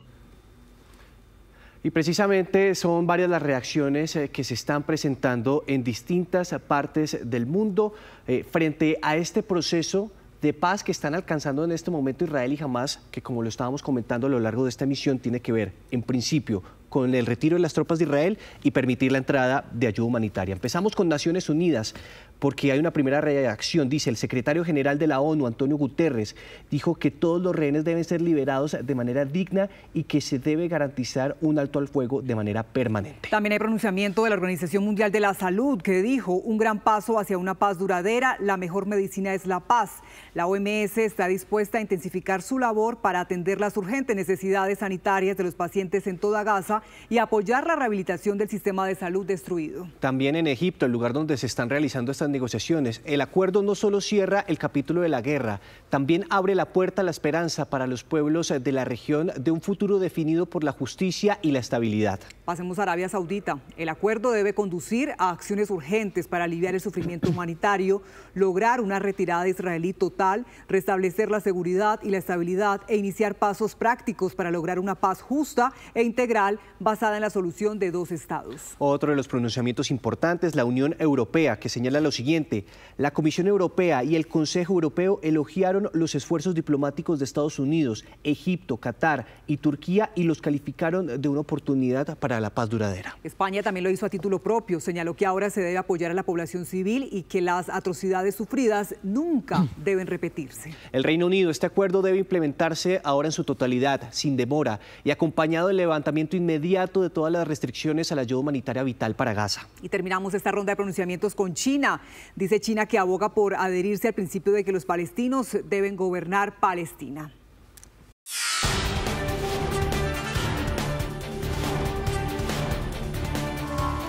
7:27, es momento de contarles 5 temas claves de la agenda informativa del día y comenzamos con el tema 5. El premio Nobel de Literatura concedido al húngaro László Krasznahorkai. Este hombre fue galardonado por su obra calificada como fascinante y visionaria. Se explica que en medio de un terror apocalíptico se reafirma el poder del arte, según explicó el jurado. El literato es uno de los escritores húngaros más leídos y traducidos, un autor de culto internacional, con una obra marcada por una realidad narrada con melancolía y humor. Cuarto tema. Las medidas en marcha para garantizar la seguridad e integridad de los guardias y funcionarios del IMPEC que hoy se encuentran en estado de alerta por los atentados contra miembros de la institución. Se determinó que en el caso de las audiencias para los internos se llevarán a cabo de manera virtual con el propósito de evitar el peligro que implica su traslado a los complejos judiciales. Tercer tema. El riesgo de racionamiento de energía que están corriendo los 7 departamentos de la costa atlántica. No se tendría el gas necesario que exige el Ministerio de Minas para alimentar las plantas térmicas. En este sentido, el mantenimiento de la planta de regasificación inicia este viernes y se prolongará hasta el martes.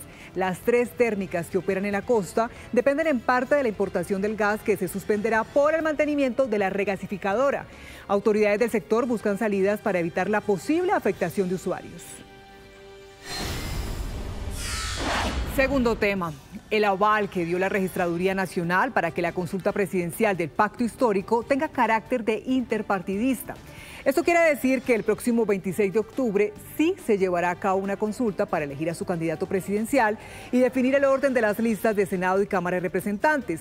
La Unión Patriótica, el Polo Democrático y el Partido Comunista avalaron a los candidatos Iván Cepeda, Carolina Corcho y Daniel Quintero para enfrentarse en las urnas. Y el primer tema, el atentado terrorista cometido en zona rural del Tambo, Cauca. Un vehículo fue acondicionado con explosivos y su objetivo sería atacar la subestación de policía del municipio. La labor de las autoridades está encaminada a establecer si la volqueta estaba cargada con los explosivos o iba a ser utilizada como trampa para atentar contra la fuerza pública. En este hecho, una mujer resultó herida y fue trasladada al hospital del Tambo, en donde hoy recibe atención médica.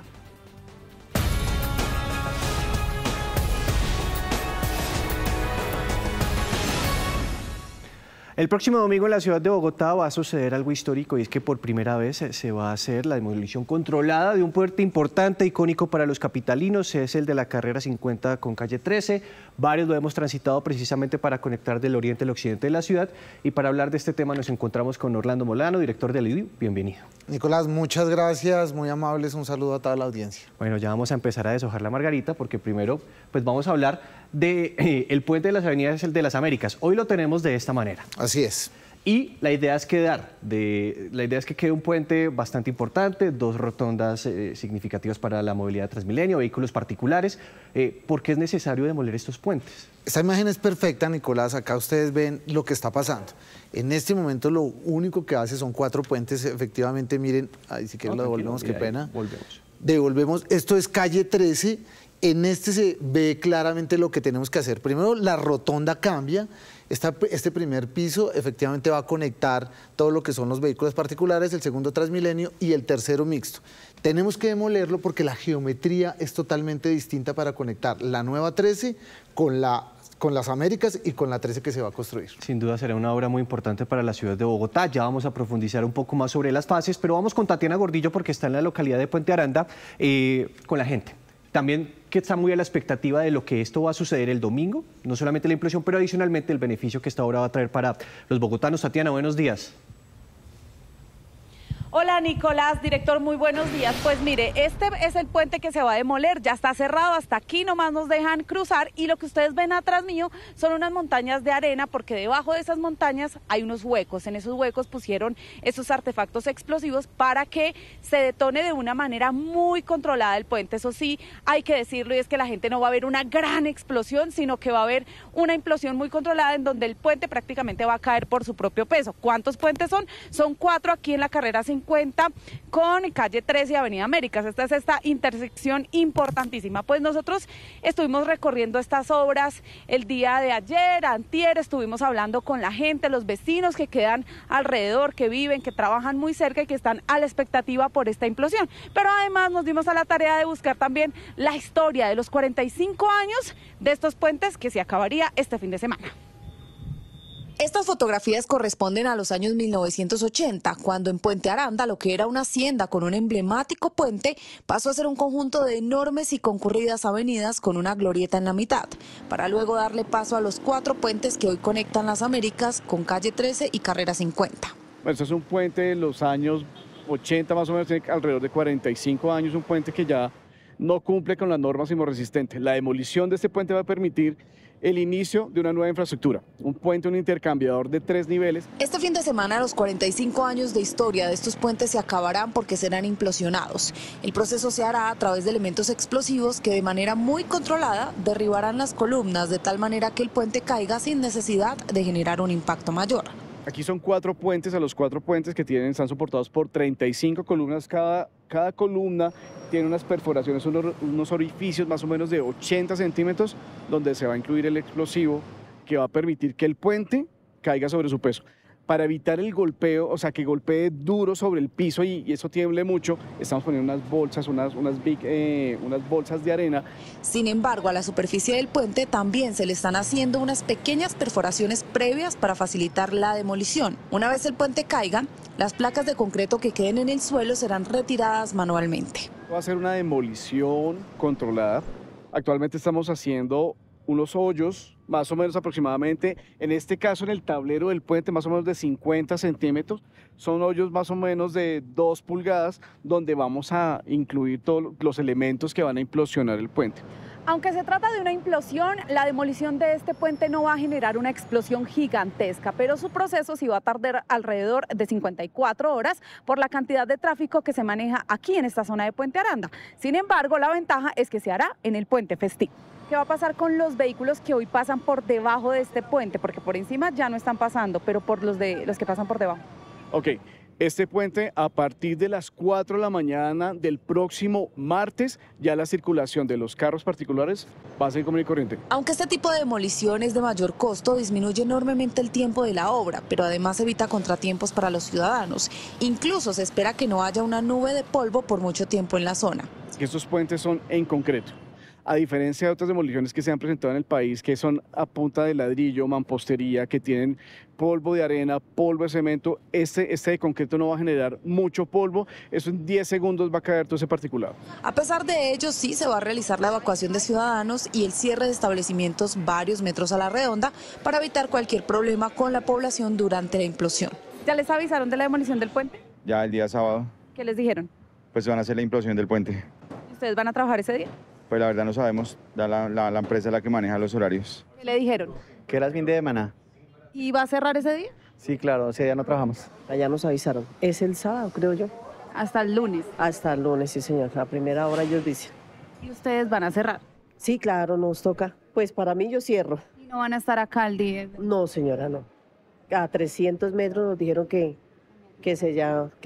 teníamos que cerrar los negocios. La idea es que tras la demolición inicie la construcción del nuevo intercambiador de Puente Aranda, que incluye carriles mixtos y carriles para Transmilenio, que además mantendrán conectada esa zona de la ciudad, pero con mayor capacidad vehicular. El primer intercambiador va a ser una glorieta con 3 carriles para los carriles mixtos que van a conectar la sexta, la 50, la 13. El segundo va a ser exclusivo para Transmilenio, un intercambiador, una glorieta en segundo nivel de 2 carriles exclusivos para Transmilenio. Y el tercer van a ser 2 puentes de 500 metros que van a conectar Oriente-Occidente, Occidente-Oriente, todas las Américas para carriles mixtos, para carros particulares de 3 carriles cada uno aproximadamente. Se espera que el martes en la mañana toda la movilidad de esta zona se retome. Estas arenas blancas que ustedes están viendo ahí, estas lonas de arenas debajo del puente son, digamos, ese colchón amortiguador para que el desplome, como les estábamos mencionando, no sea tan traumático y no se genere una gran explosión que afecte en una nube de humo o de polvo a la población, o que además el estruendo sea demasiado fuerte, el estruendo, sino que va a amortiguar el golpe, y por eso es tan importante y de manera histórica este hecho que se va a registrar este fin de semana en Bogotá, del que les seguimos hablando. Pues Tatiana, vamos a estar muy en la expectativa de esta implosión, la primera que se va a realizar de un puente en la ciudad de Bogotá, pero lo estábamos diciendo, doctor, que esto es para una obra que va a beneficiar a los bogotanos. Estábamos hablando de hoy, cómo está esta importante vía, el puente de la avenida Américas con calle 13, y cómo va a quedar después. Sí, Nicolás. Mire, yo quiero que empecemos a hablar un poco de la importancia de este primer tramo de la nueva calle 13, que va a ser una gran vía que se está construyendo en esta administración. El primer nivel es este que vemos resaltado en verde. Así y básicamente es una glorieta de 200 metros de diámetro con 3 carriles. ¿Qué buscan con ustedes con esto? Nicolás, dos temas. El primero, como ustedes lo mencionan, es la primera vez que se va a implosionar un puente en Bogotá de esta magnitud. Este puente tiene, como ustedes ven, más de 40 años. Esta primera rotonda, que es la que está en verde, va a conectar todas las vías. Va a conectar la 13, por supuesto con la nueva 13, todas las Américas de lado a lado, aquí está la 13, sí. Pero además va a conectar la carrera 50 y la calle Sexta. Todos los vehículos que vienen en 3 carriles, como ustedes, van a tener acceso directo a todas las avenidas. Ese es el primer beneficio. Claro, y hablemos del segundo nivel, pero entiendo que este es solamente para Transmilenio, por eso está de rojo. Claro. Además ustedes lo vieron allá y acá se ve claramente. ¿Qué es lo que pasa? Por eso es que la geometría ya no nos sirve, porque antes teníamos solamente la conexión de la 13. En este momento, para Transmilenio, esta glorieta elevada, que son 2 carriles exclusivos, pues nos van a conectar las Américas y nos va a conectar además la calle 13. Este segundo nivel es exclusivo para Transmilenio. Digamos, ¿ustedes cuánto tiempo analizaron que se tenía que realizar esta obra de esta manera, con esta geometría? No, recuerden, este proceso, además, esto viene de la administración de Enrique Peñalosa, esa factibilidad se hizo en esa época, después arrancó el contrato en la administración de Claudia López, así que ya se llevan casi 8 años, y nosotros tuvimos la preconstrucción, ya llevamos más de 1 año. Lo que pidió el señor alcalde Carlos Fernando Galán es que tuviéramos todo para que no se parara la obra. Todo el tema de predios, todo el tema de acueducto. Por este lado pasan unas redes principales del acueducto, por eso también estos colchones que se van a hacer para la implosión, para que no afecte las tuberías del acueducto. Claro, esta obra tiene una tercera fase, ya volvemos acá, un segundito, que quiero que detallemos, y es este tercer nivel, que son 2 puentes. ¿Por qué se tiene que pasar de 4 a 2 puentes? Muy importante, porque miren, la rotonda nos va a conectar. Sí, pues, un segundito. La devolvemos. La rotonda nos va a conectar en primer piso todas las calles, en mixto. La segunda es Transmilenio, pero el tercero va a conectar las Américas. Ustedes lo van a ver, 2 puentes de 3 carriles, así que no va a haber semáforos para las Américas. Estos son los beneficios. Los cálculos que tenemos es que en toda la 13 vamos a pasar de 1 hora 15 a 29 minutos desde el río Bogotá hasta la carrera 50. En esto los cálculos que tenemos es que en estos tiempos, digamos, cuando estaba funcionando nos tardábamos 15 minutos, vamos a pasar a 3 minutos y medio, 4 minutos.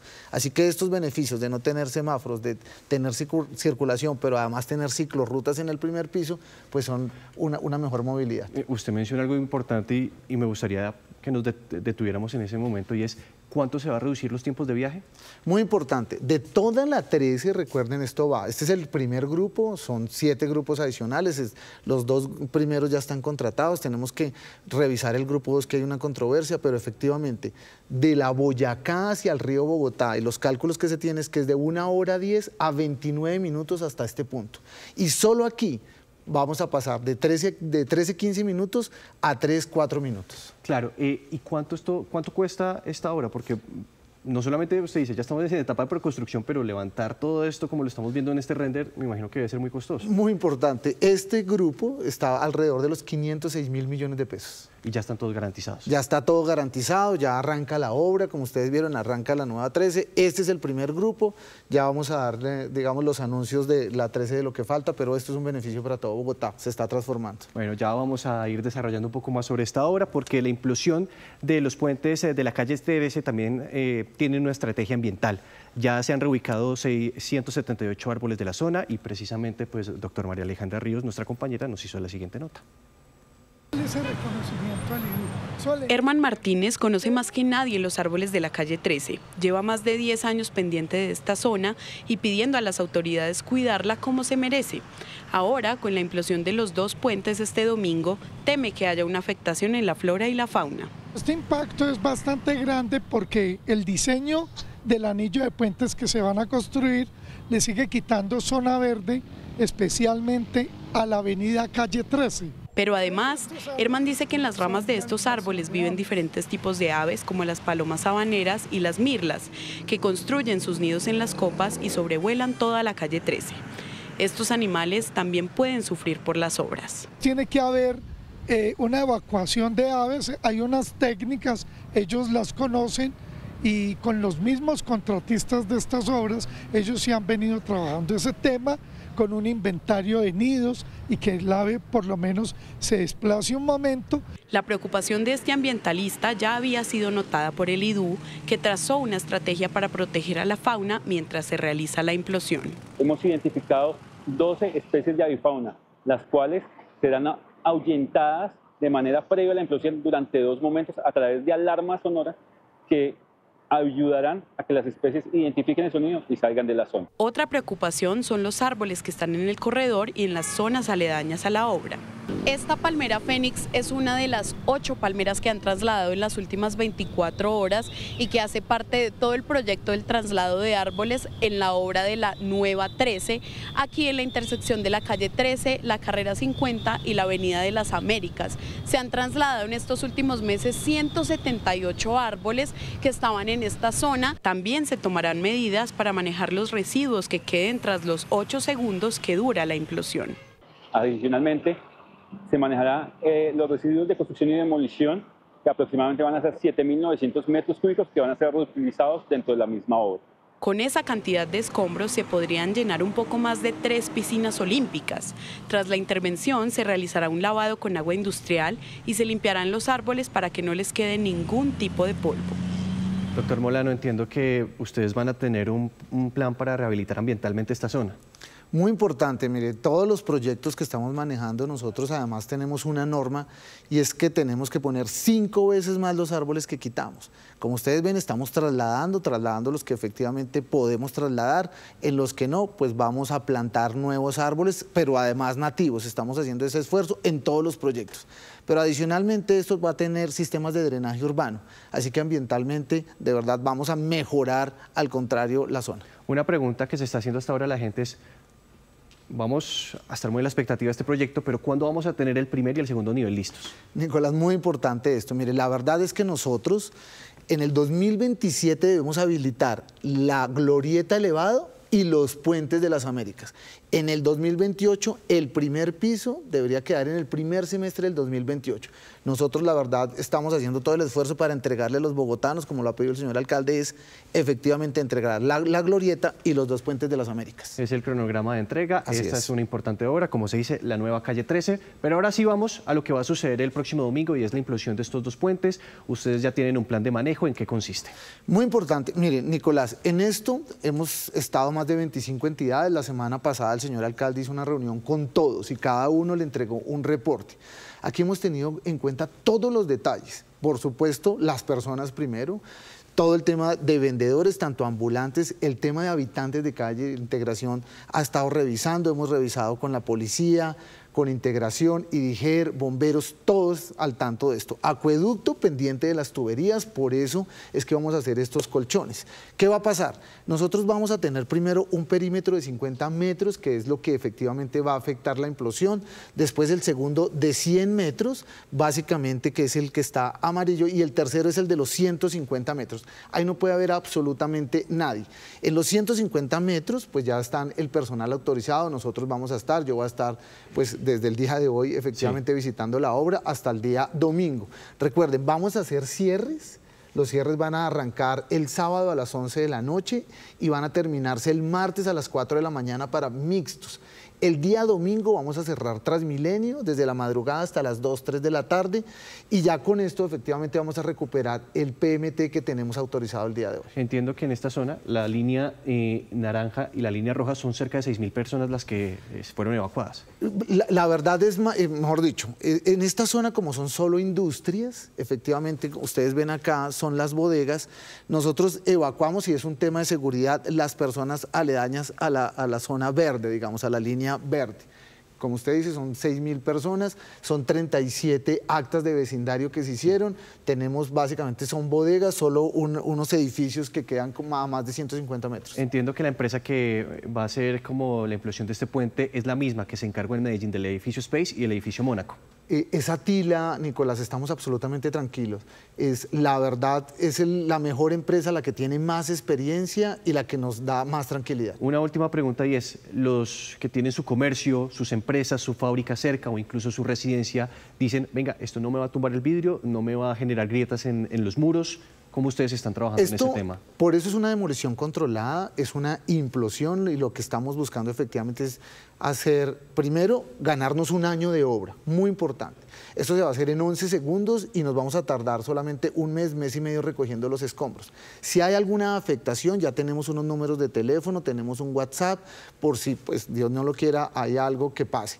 Pero todo va a estar controlado, tenemos más de 500 personas en la zona, toda la alcaldía local, gestores, todo el mundo está volcado, estamos en modo implosión, como lo decimos, para proteger, obviamente, y tener la seguridad de la zona. Doctor, una implosión que empezará el domingo a las 8 de la mañana, terminará a las 10, y bueno, estaremos muy al tanto y estaremos allá como para verificar cómo se realiza este proceso. Muchas gracias por estos minutos aquí en Noticias Caracol. A ustedes por invitarme y por mostrarle a los bogotanos lo que estamos haciendo en la transformación de Bogotá. Y dejamos a los bogotanos con la imagen de lo que será la nueva calle 13. Muchas gracias. Gracias. 7:58, un equipo de misión médica que realizaba brigadas de salud en zona rural fue secuestrado por disidentes en el municipio de La Plata, Huila. Betsy Trujillo, ¿qué es lo último que dicen las autoridades? Hola, buenos días. Les contamos que frente a esta situación que se registró en el municipio de La Plata, como ya la escuchábamos en zona rural, pues hay consternación, hay miedo, hay zozobra. Y frente a ese secuestro de 8 integrantes de la misión médica cuando se dirigían hacia las veredas Agua Bonita y Buenos Aires de la villa de San Sebastián, las autoridades señalan que fueron retenidos por integrantes de las disidencias que han tomado control en este sector rural del municipio de La Plata. Ayer, cayendo la noche, hacia horas de la noche, decía que ya habían quedado en libertad. Sin embargo, hoy, a tempranas horas del día, el propio secretario de Gobierno del departamento del Huila confirmó que estos médicos, enfermeras y auxiliares, 6, y los 2 conductores de los 2 vehículos en los cuales se movilizaba la misión médica, el equipo básico en salud, permanecen aún en poder, permanecen ahí retenidos, secuestrados por parte de integrantes de las disidencias. 8 integrantes de la misión médica que pertenecen a la S San Sebastián del municipio de La Plata, cuando se dirigían a una brigada de salud en zona rural de este mismo municipio, en las veredas Agua Bonita y Buenos Aires, fueron retenidos por miembros de un grupo armado ilegal. Ellos se encuentran en buenas condiciones de salud. Ayer circuló la información que habían sido liberados, pero en horas de la noche se confirmó que continuaban en cautiverio. Hemos venido tomando contacto con las organizaciones internacionales para lograr lo más pronto posible la liberación sanos y salvos de estos miembros de la misión médica.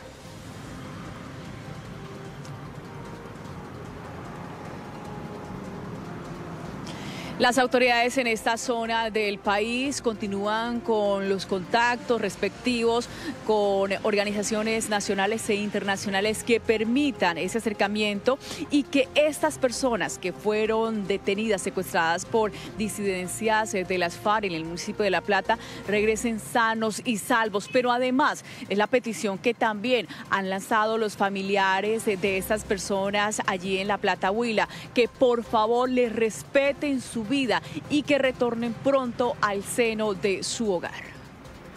Que les respeten la vida, Belsi, es lo más importante en este momento.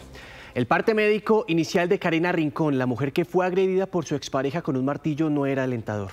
La mujer ingresó al hospital con un delicado pronóstico y gracias a la atención oportuna de los médicos pudieron salvarle la vida. Héctor Rojas, usted conversó con ellos. ¿Qué fue lo que le comentaron? Nicolás, mire, es un trabajo excepcional de todo el personal médico quienes lograron estabilizarla, operarla y posteriormente devolverla a la vida, que ella haya sobrevivido. Y es que recordemos que Karina fue golpeada el pasado 22 de septiembre en el barrio Ayuelos, en la localidad de Fontibón. Fue llevada primero inicialmente al hospital de Fontibón, donde allí la atendieron, pero debido a la gravedad de las heridas es que es necesario que Karina hubiera llegado aquí en horas de la madrugada al día siguiente al hospital de Kennedy, donde inmediatamente ingresó y un grupo de 20 especialistas la pasaron a una sala de cirugía. ¿Cómo llegó? ¿Qué secuelas tiene o si va a tener? Vean el informe. El 23 de septiembre, en horas de la madrugada, Karina Rincón ingresó por urgencias al hospital de Kennedy tras haber sido golpeada en cara y cráneo con un martillo por este hombre, José Urbano Medina, quien la atacó el día de su cumpleaños y mientras su hija dormía en otra habitación.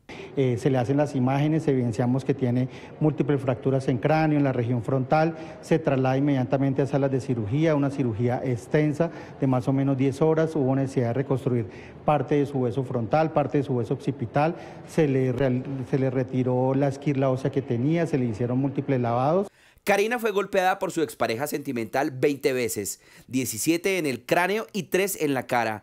Fue atendida inicialmente en el hospital de Fontibón y debido a la gravedad de sus lesiones se llegó a temer que la mujer de 35 años tuviera compromiso neurológico. Cuando llega al hospital de Fontibón, como tenía franco deterioro del estado neurológico y producto de las heridas, se pensó que el pronóstico no iba a ser favorable. Sin embargo, pues afortunadamente con la intervención rápida y oportuna de todo el equipo de trabajo, la respuesta fue buena. Al llegar al hospital de Kennedy, un equipo multidisciplinario de emergencias conformado por neurólogos, cirujanos plásticos, maxilofacial, entre otros, le practicaron 2 intervenciones quirúrgicas. Con el paso de las horas, la recuperación de Karina asombró al equipo médico, pues 24 horas después de la primera cirugía, le retiraron el soporte ventilatorio y su condición neurológica comenzó a evolucionar y hoy sigue intacta y sin secuelas. Por ahora esto está muy estable, no tiene ninguna secuela neurológica, motora ni sensitiva importante. Vamos a esperar porque pues está en un periodo todavía agudo de su recuperación y esperemos que evolucione muy bien. El proceso de recuperación de Karina será largo porque tendrá que ser sometida a nuevas cirugías, incluyendo la recuperación de las piezas dentales que le fueron tumbadas durante el ataque. El equipo médico del hospital de Kennedy seguirá brindándole la atención que requiere esta valerosa líder social que hoy saca fuerzas para convertirse en una voz de esperanza y de lucha para que ninguna mujer tenga que vivir lo que ella vivió. Mire, nos contaba el doctor Rodolfo que Karina ha demostrado y demostró durante el proceso ser una mujer muy fuerte, que debido a la gravedad de las lesiones, pues recordemos que ella estuvo 10 días en la unidad de cuidados intensivos, pero tan pronto despertó y mostró signos de mejoría. Por estas razones que le dieron de alta de acá para que regresara a su casa y allí continuara su recuperación. Las próximas semanas y meses serán cruciales porque ella tiene nuevas intervenciones quirúrgicas. Primero en la parte de los dientes, tiene que reemplazar toda la parte maxilofacial y posteriormente revisar los signos neurales para saber que ella está perfecta, como lo decía el doctor, que hasta el momento no tiene ninguna secuela y eso es lo que esperamos todos, que continúe recuperándose Karina y que necesita el apoyo de todas las personas. Bendita y afortunada la rápida reacción del personal médico para salvar a Karina. Gracias, Héctor. Seguiremos de su lado. 8 de la mañana, 5 minutos. Las autoridades investigan las causas de la muerte de una turista cuando recibía clases de buceo en las playas de Taganga. Esto es en Santa Marta. Las primeras hipótesis hablan de un posible ahogamiento durante la actividad debido a la dificultad de la víctima para nadar. Pero es la policía y la fiscalía quienes esclarecerán este caso. Judith Milena, agredo de 43 años de edad, llegó a las playas de Santa Marta con el sueño de conocer el mar. Su amor a la playa la animó a tomar clases de buceo en una zona llamada La Aguja, muy cerca de Taganga. Sin embargo, en medio de una práctica subacuática, sufrió un percance que hizo que perdiera la vida.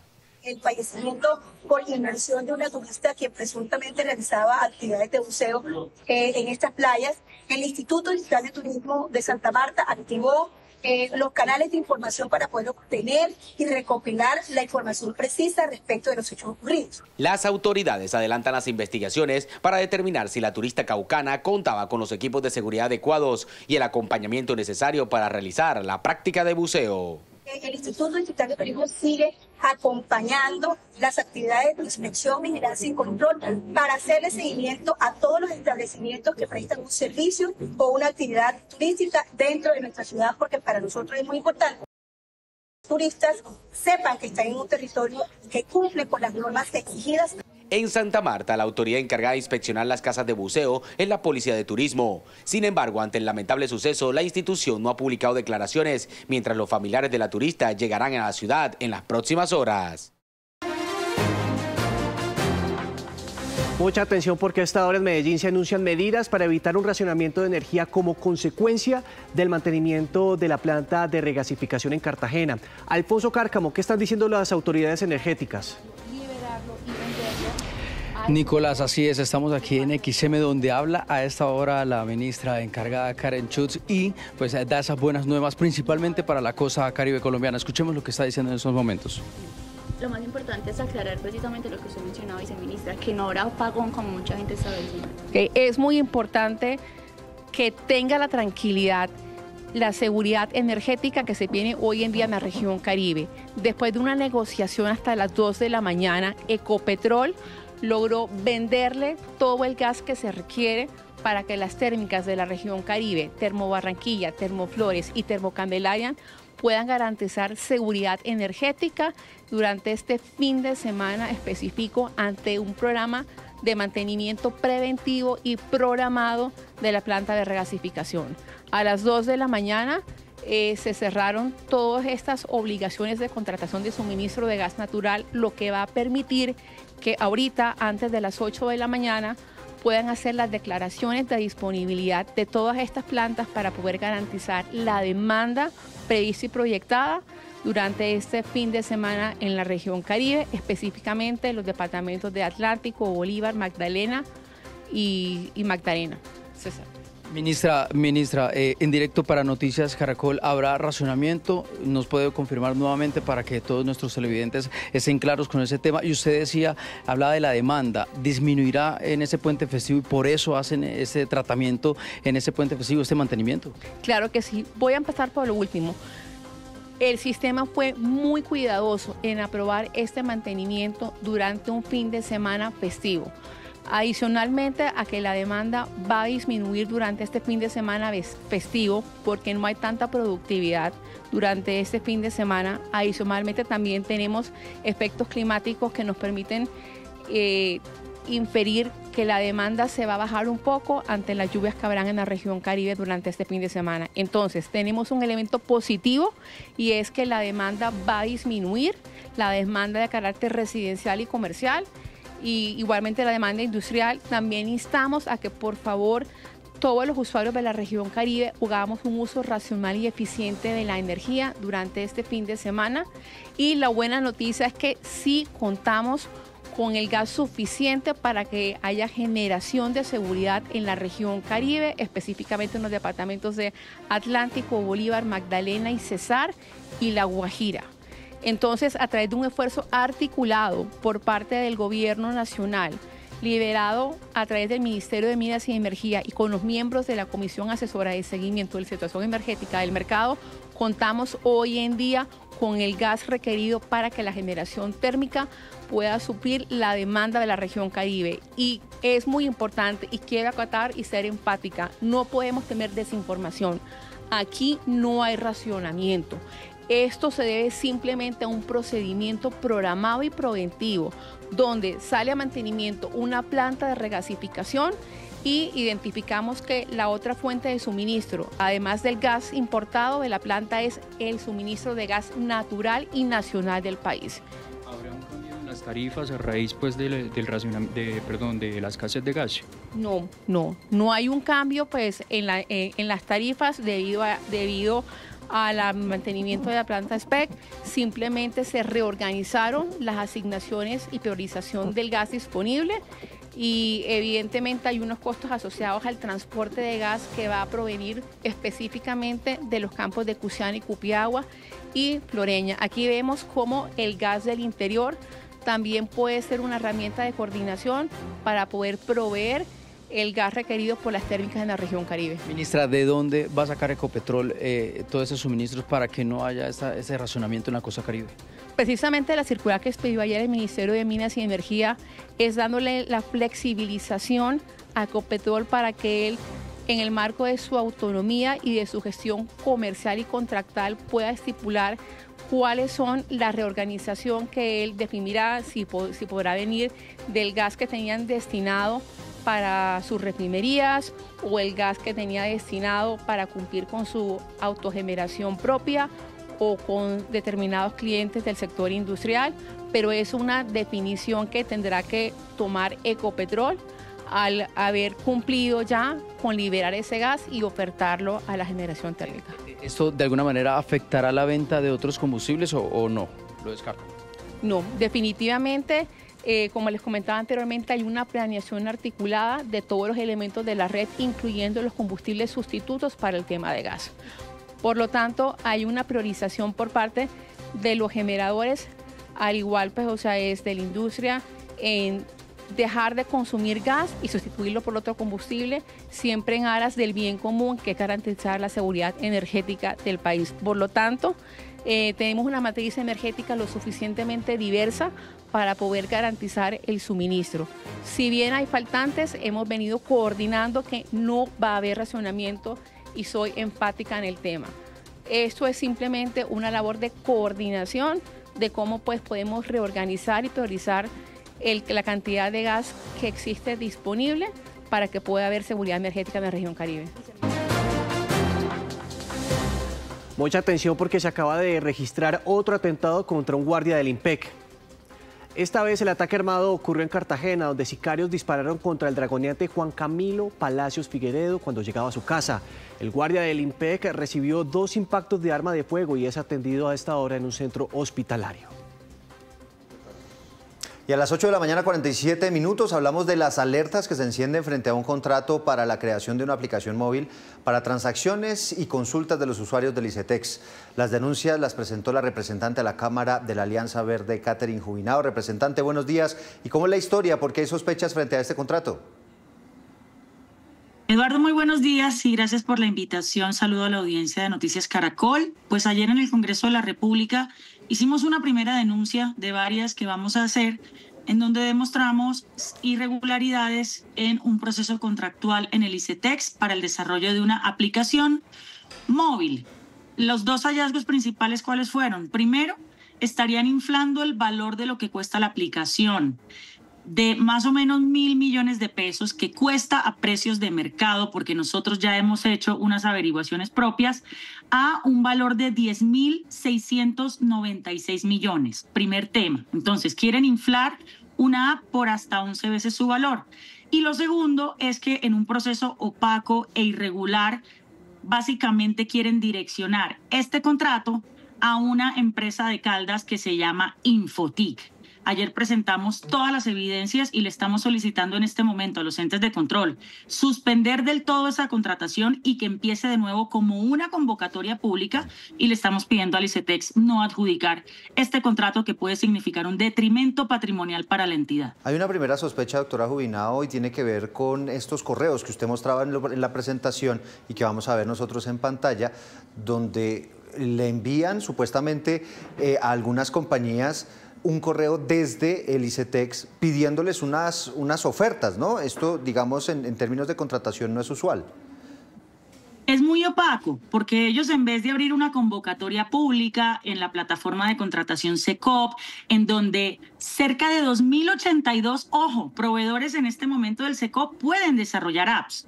Entonces ellos lo que tenían que hacer era abrir un proceso de competencia en donde muchas empresas pudieran participar y pudieran enviar las ofertas. No hay ninguna justificación técnica ni jurídica para que ellos quieran entregar este contrato a dedo. Esos correos que ustedes ven ahí son básicamente los correos que desde la Secretaría General, la señora Lorena Azuero, que ya no está en la entidad, se fue después de esto, no sabemos por qué, le habrían enviado información privilegiada a 3 empresas que ellos eligieron a dedo.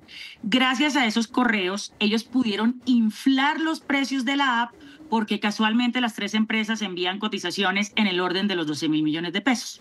Exacto. ¿Y usted por qué plantea que se inflaron estos precios? Porque entiendo usted también recibió una serie de ofertas e inclusive algunos participantes pues decían que podían hacer esta aplicación por menos valor. Después de ese correo interno que ellos mandan, insisto, de manera muy opaca, ellos hacen una invitación a cotización en SECOP que solamente duró 3 días hábiles. De 2.082 proveedores que podían desarrollar apps, solamente 16 proveedores alcanzaron a decir, epa, yo quiero mandar una cotización. Y solamente 5 empresas alcanzaron efectivamente a mandar la cotización porque fue muy poquito tiempo. Casualidad, dentro de esas 5 empresas, las 3 primeras que mandaron las cotizaciones son las que ICETEX ya de manera privilegiada y privada les había enviado esta información. Pero llegaron otras 2 cotizaciones, vea usted, no por 12.000 millones ni por 13.000, una por 1.000 millones de pesos, un décimo del valor, y otra por 3.800 millones de pesos. En el proceso luego de evaluación interna de esas cotizaciones que hicieron, porque repito, aquí no hicieron una convocatoria pública, descartaron las cotizaciones de menor valor e Infotic, que fue la empresa que desde el principio le querían entregar esto, aparece con una puntuación perfecta, que es el gráfico que usted está mandando ahí. Esos criterios de cómo salió Infotic con una puntuación perfecta tampoco, digamos, tienen ningún sustento, no hay prueba de cómo hicieron esa evaluación. De hecho, había otras empresas que ofrecían mejores cosas que Infotic y las evaluaron peor. Entonces, con esta evaluación, que a mi juicio es artificial, terminaron decidiendo en el comité del 2 de septiembre que el contrato para la app, ya no por 12.000, sino por 10.969 millones, va para Infotic. Y lo que le digo es, como estamos haciendo estas denuncias y ICETEX tiene frenada esta contratación, que supuestamente mientras nos calmamos y dejamos de denunciar. Pero le quiero decir al presidente Urquijo que aquí ya están los entes de control vigilando y que nuestra solicitud no es que se frene la contratación, sino que se anule y se empiece desde cero con un proceso de convocatoria pública y una verdadera, digamos, estudio de mercado. La representante Jubinao, las dudas sobre un contrato del ICETEX esta mañana en Noticias Caracol.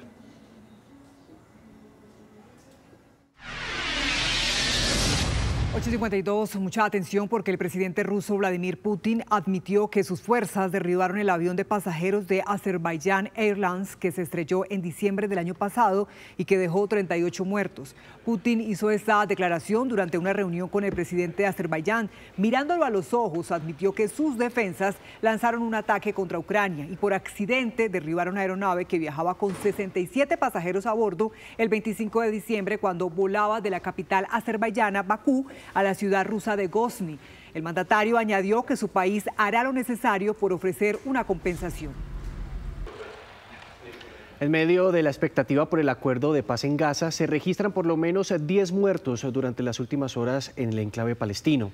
El Ministerio de Salud, controlado por el grupo terrorista Hamas, denunció que Israel continúa con sus acciones bélicas a pesar de anunciar el repliegue de sus tropas de la Franja de Gaza.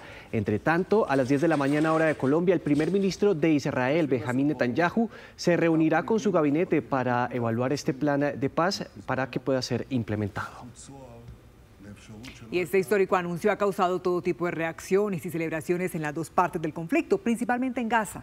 Allí los periodistas que cubren la guerra han realizado distintos actos simbólicos. Uno de los más llamativos es que se han quitado sus cascos de guerra, los cuales recordemos que han portado a lo largo del conflicto para protegerse de los constantes ataques israelíes. Y según la organización Reporteros Sin Fronteras, 210 periodistas han sido asesinados en Gaza desde octubre del 2023. Y el Senado de Estados Unidos rechazó una petición que buscaba detener los ataques de Donald Trump en el Mar Caribe, en cercanías de las costas de Venezuela. Un grupo de senadores demócratas había presentado una iniciativa que buscaba detener la operación militar contra el narcotráfico. Sin embargo, la iniciativa fue rechazada con 51 votos en contra y 48 votos a favor, lo que quiere decir que no hay ningún impedimento por el momento para que Trump pueda continuar con el bombardeo a las lanchas del Mar Caribe.